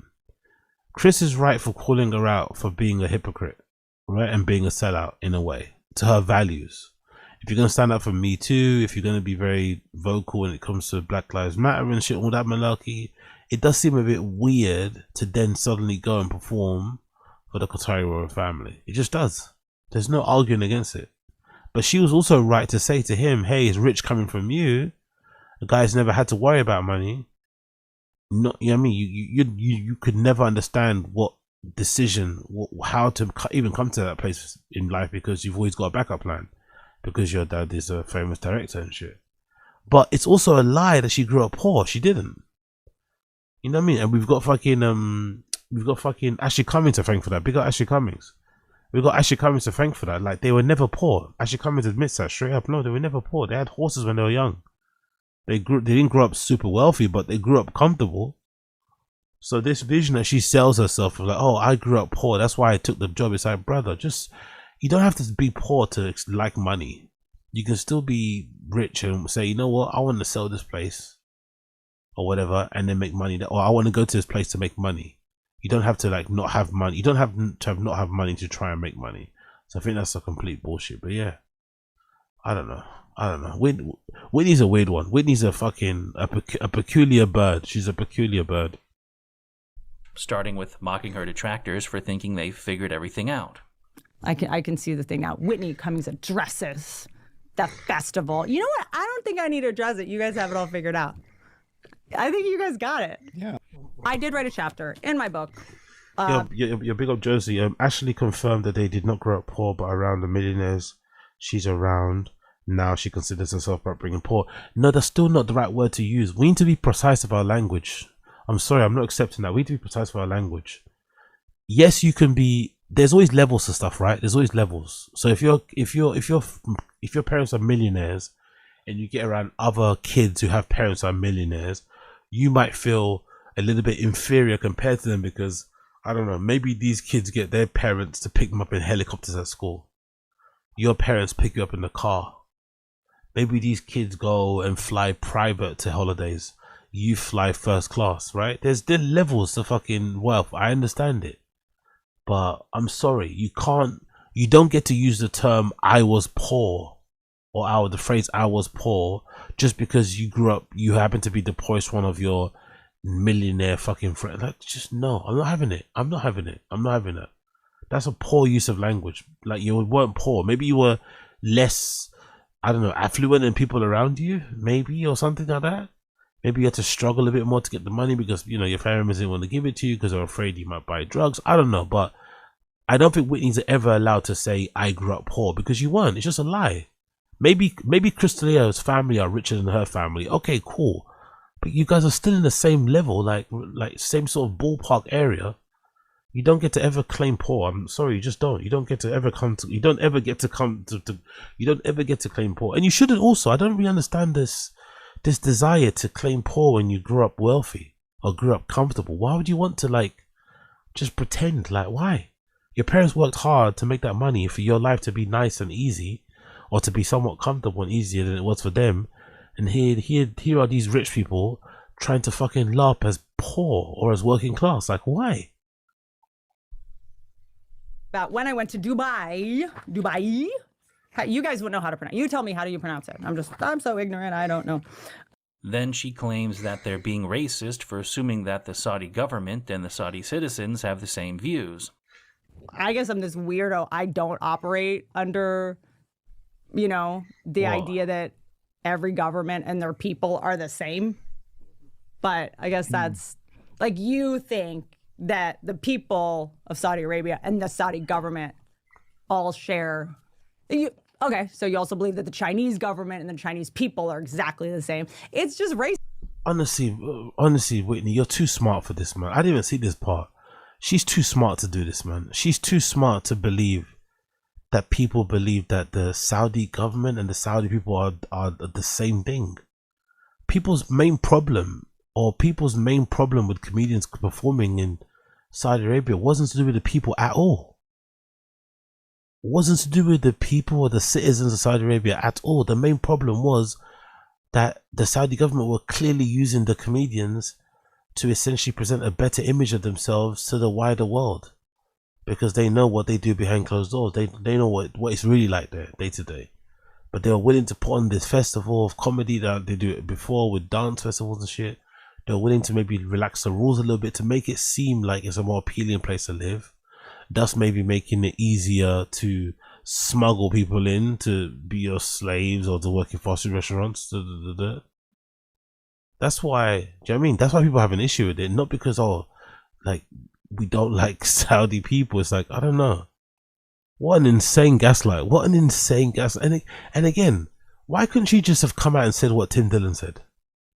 I just want the money, man. Like, okay, no problem. Everyone understands. You're just giving birth to a new kid. You're just got recently married. I don't know. Everyone needs money, man. Doesn't matter how I feel. A little extra money is always going to help. But all of this stuff is nuts. You guys are just racist. It's like, huh? Are we? I think it took me a second, because when people are going like, hello, you're doing something unethical, I'm like, oh, these must be ethical people. Let me listen. And then you're like, oh no, you're just racist. As we know by now, this argument is completely flawed because the Riyadh Comedy Festival was not created by the people of Saudi Arabia. It was created and funded directly by the Saudi government through the Sovereign Wealth Fund, which is a point Whitney does seem to understand, as later in the podcast she brings up the fact that the Saudis have a stake in Live Nation as well as WME. When you get a sec, Google Saudi Arabia Live Nation so you can be informed on the fact that anyone who has worked with Live Nation, every stand-up comic, has taken Saudi money. Google that, just so that you know what you're talking about. Or bought a ticket through Live Nation. Or bought a ticket through Live Nation, went to a Live Nation event. All the actors who were represented by William Morris Agency, which is all of them, if you want to send them notes too. To me, this is an even worse argument than claiming that your detractors are racist, because it's not just fundamentally flawed, it's incoherently stupid and undercuts her other arguments. What she's saying here is essentially the comedy equivalent of the "yet you participate in society" meme. What Whitney was attempting to do here was make the case that because we're all complicit in exploitation to some degree, no one has the ethical grounds to criticize her. However, it only takes a minute of critical thinking to see that this ridiculous purity test would make it impossible to criticize anyone because we're all part of a system that exploits people. There is a huge difference between taking money from Live Nation or buying a ticket from them and taking a check directly from the fucking Saudi government. It's a difference so obvious. Honestly, big up Beige Frequency. That's such a great point to emphasize, isn't it? Whitney Cummings out here trying to equate you buying a ticket from Live Nation to her performing for the literal Saudi government, being personally invited by them to come to their country and perform. Oh my god, oh my god. That I shouldn't even have to explain it. It's also particularly hypocritical of someone like Whitney to make this kind of argument. We don't even have to go that far back to find an example of her condemning others for expressing themselves in a way that she didn't approve of. Back in September, she said of the people celebrating Charlie Kirk's death, quote, "If you are happy someone was publicly executed because they don't share your beliefs, congrats, you're the Taliban." So just to make Whitney's perspective clear, celebrating someone's public execution is bad, but taking money from people who do public executions is totally fine. You're a sellout for making money. That's the point people like Whitney want to distract you from.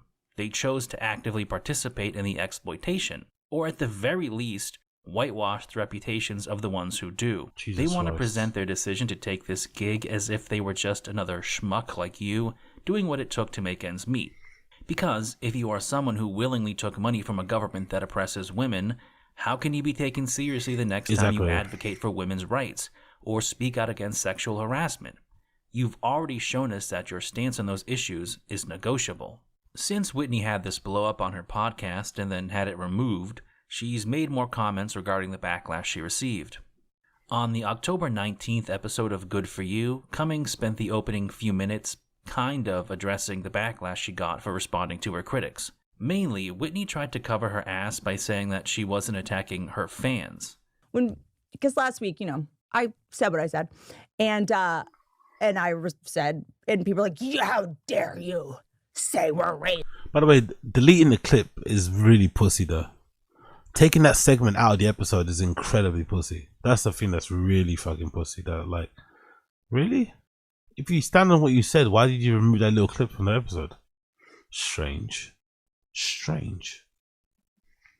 Racist. I'm like, I didn't call you racist. Who are you?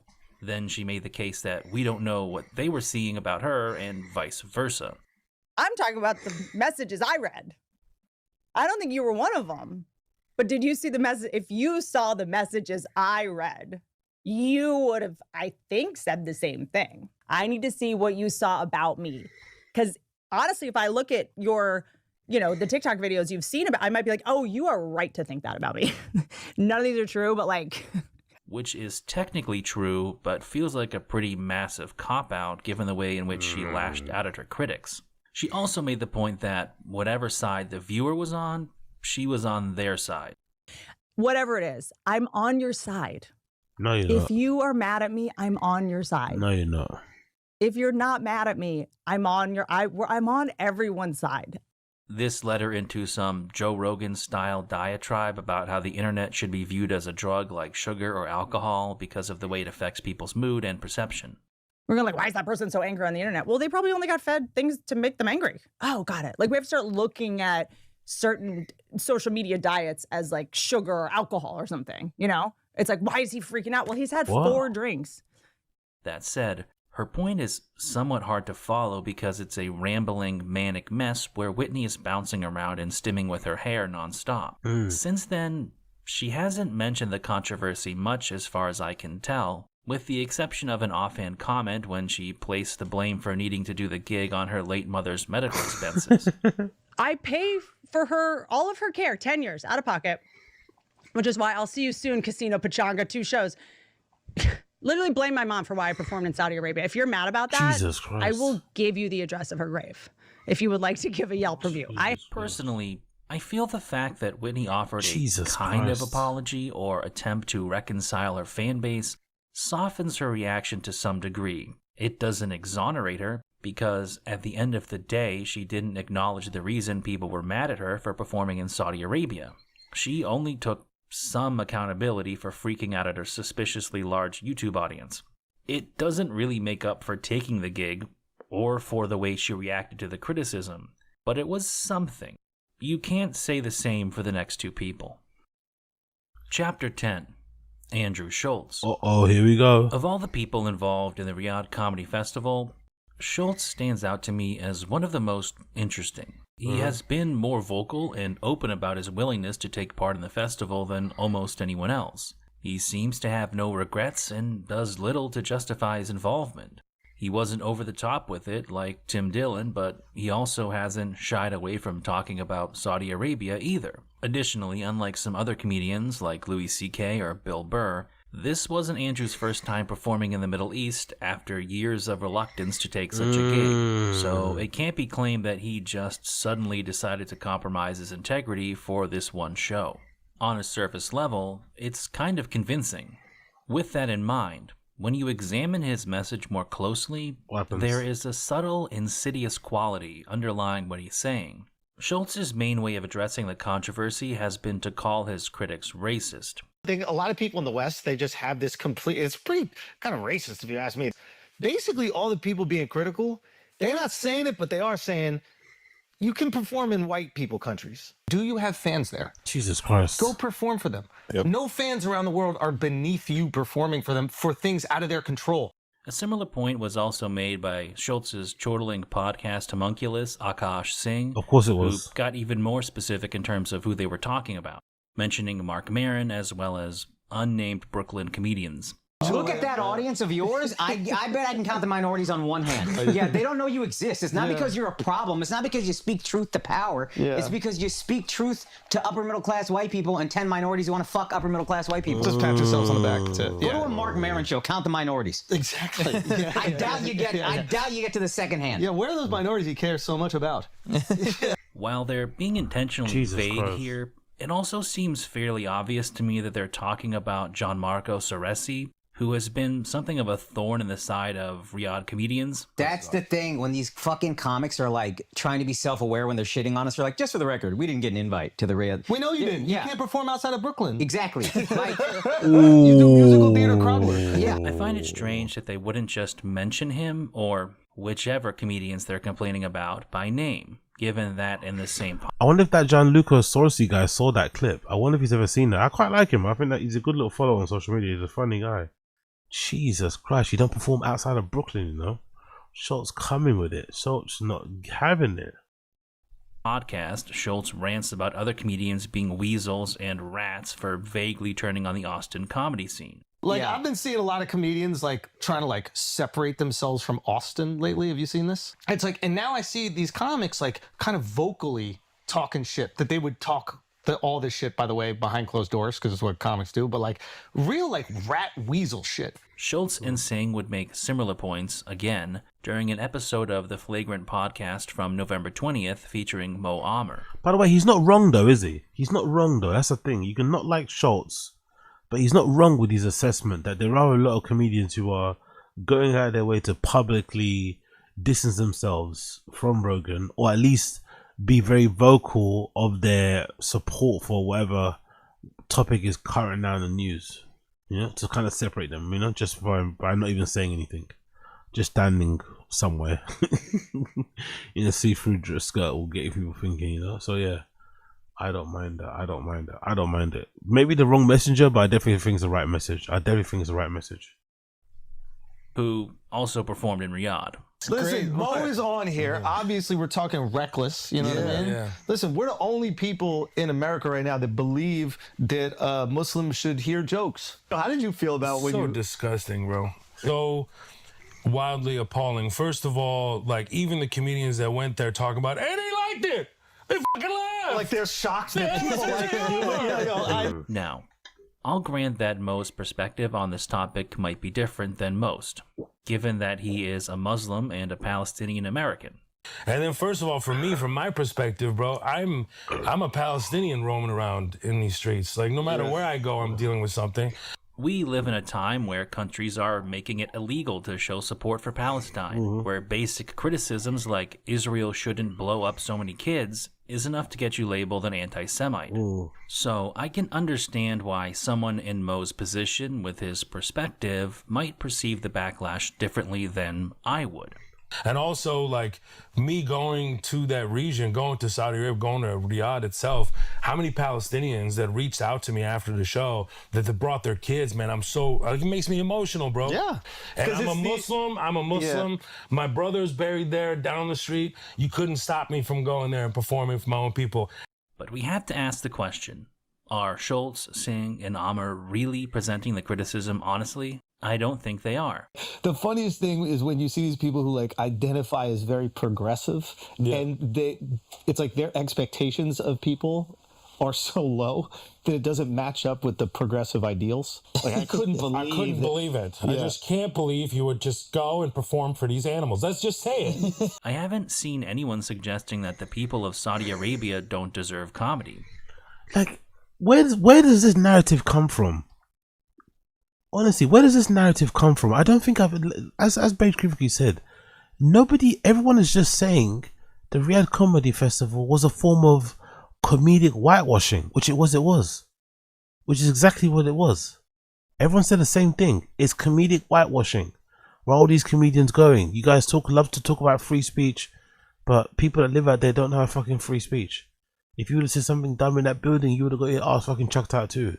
Like, I don't understand why he has this massive, like, just because, I guess. Just fucking because, I guess. God damn, that's crazy. But yeah, I don't get, I wonder where I wonder if they're doing that on purpose. If they're purposely framing the argument that others don't, the people that don't like the fact that they went to Riyadh, they're framing it in such a weird way. Or everyone that is saying that we didn't look good is just jealous. It's like, huh? I don't know. It's just strange way. But I guess it kind of works as well. If you can do it good enough or long enough, it kind of works. Because you can kind of get the name by accident, you get me? It's been said many times by critics of the festival that it would be perfectly fine if the comedians were performing at a private comedy club or an event hosted by ordinary Saudi citizens. The issue is that it was paid for by the Saudi government. Exactly. Even Schultz knows this and jokes that it helped his fans get a discount. What they're saying is you're taking money from the government. Good, my fans get a discount. There you go. You're welcome. Like a lot of Andrew's defenses, it's not really meant to withstand any scrutiny. It's more of a deflection, and it works on people who won't press him on it, like his laugh track of cronies or simpletons like Joe Rogan. But I digest. Schultz's accusations of racism towards his critics serves another function. It allows him to pretend that he's better than other comics because he thinks brown people deserve comedy and he's willing to perform wherever he has fans. Yep. No fans around the world are beneath you performing for them for things out of their control. But like maybe just the white countries, because that's what they're all saying, right? They're like, how dare you perform in non-white countries? Like they like humor out there. This is the thing. A lot of people in the West, they just have this complete, it's pretty kind of racist if you ask me. They just have this complete bastardized view of people in the Middle East, right? Yes, here, but my point is like these people are not beneath you performing for them. That's what I didn't like with the whole rhetoric. Sure. Now, I shouldn't have to explain to you how shallow that excuse is.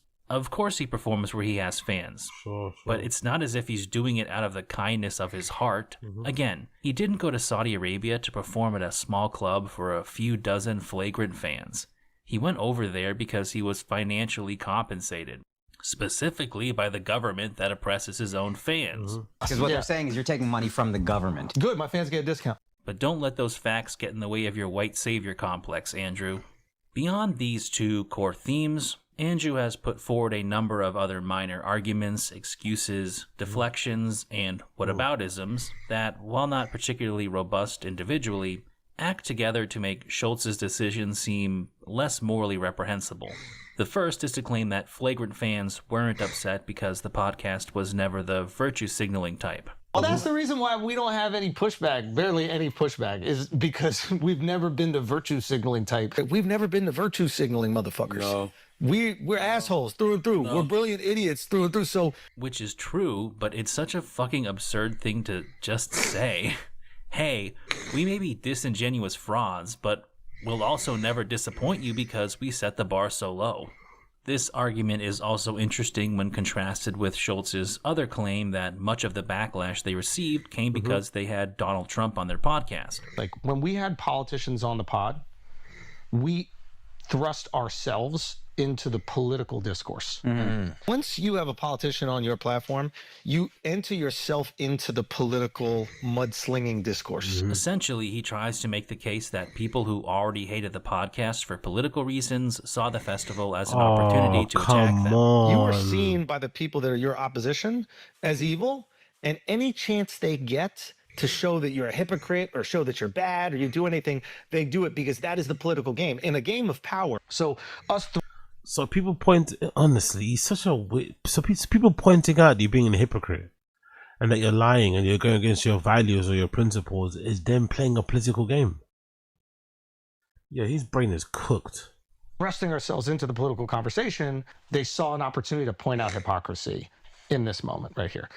While that's probably true to some extent, it's also kind of a stupid argument because, of course, yeah, if somebody you already don't like does something else you disapprove of, why wouldn't you criticize them for it?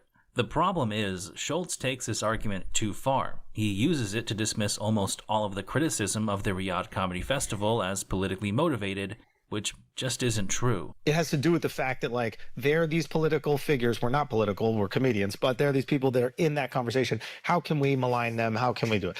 Comedians from across the political spectrum were criticized for taking part in the event. And if anything, left-leaning comedians received more backlash, as their fans rightfully view them taking money from the Saudi government as a betrayal of their principles. Andrew knows this.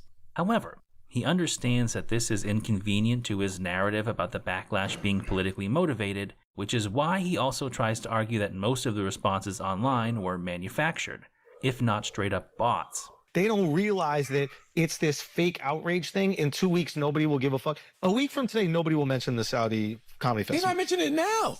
Like, there are people who fell for it, but I think that a lot of it was started by bots. Because literally 2 weeks after, we all said this, we're like, in 2 weeks, nobody will even make a peep about this. And it has completely died down. I think this needs to be pointed out, because maybe more than any other comedian who went to Riyadh, Schultz seems to understand how precarious and manufactured the perception of Saudi Arabia really is. Schultz has something of a complicated history of talking about Saudi Arabia, going back to at least 2018. Anyway, I'm going to leave it there. I'm going to pause there. It's 5:30 now. Got to get ready for the work week. I'm going to pause it there. We'll finish it off tomorrow. Finish off the rest of the show tomorrow. Oh, there's no new Tfatk here. I wanted more fucking updates on Brendan. Shit. There's no Tfatk here updates, unfortunately, tomorrow because they're gonna film on Tuesday. But we'll do something. We'll figure it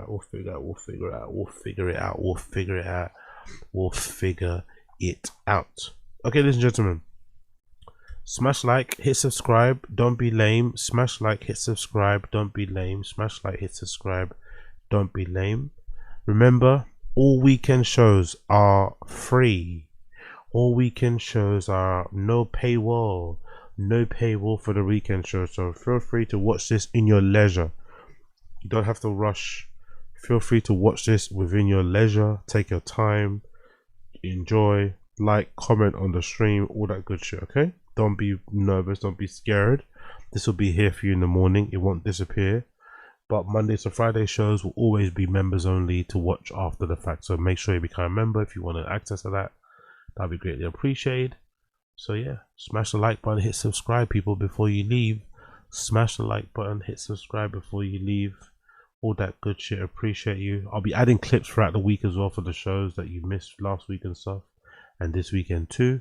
Timestamps too will be added on later. So make sure you keep an eye out for timestamps and all the episodes. And yeah. Appreciate you, man. Appreciate every single one of you guys tuning in and hanging out with me as always. I never take it for granted. Never take it for granted. Thank you so much. It's been a blast. It's been a pleasure. Hopefully you have a good Monday, a good start of the week.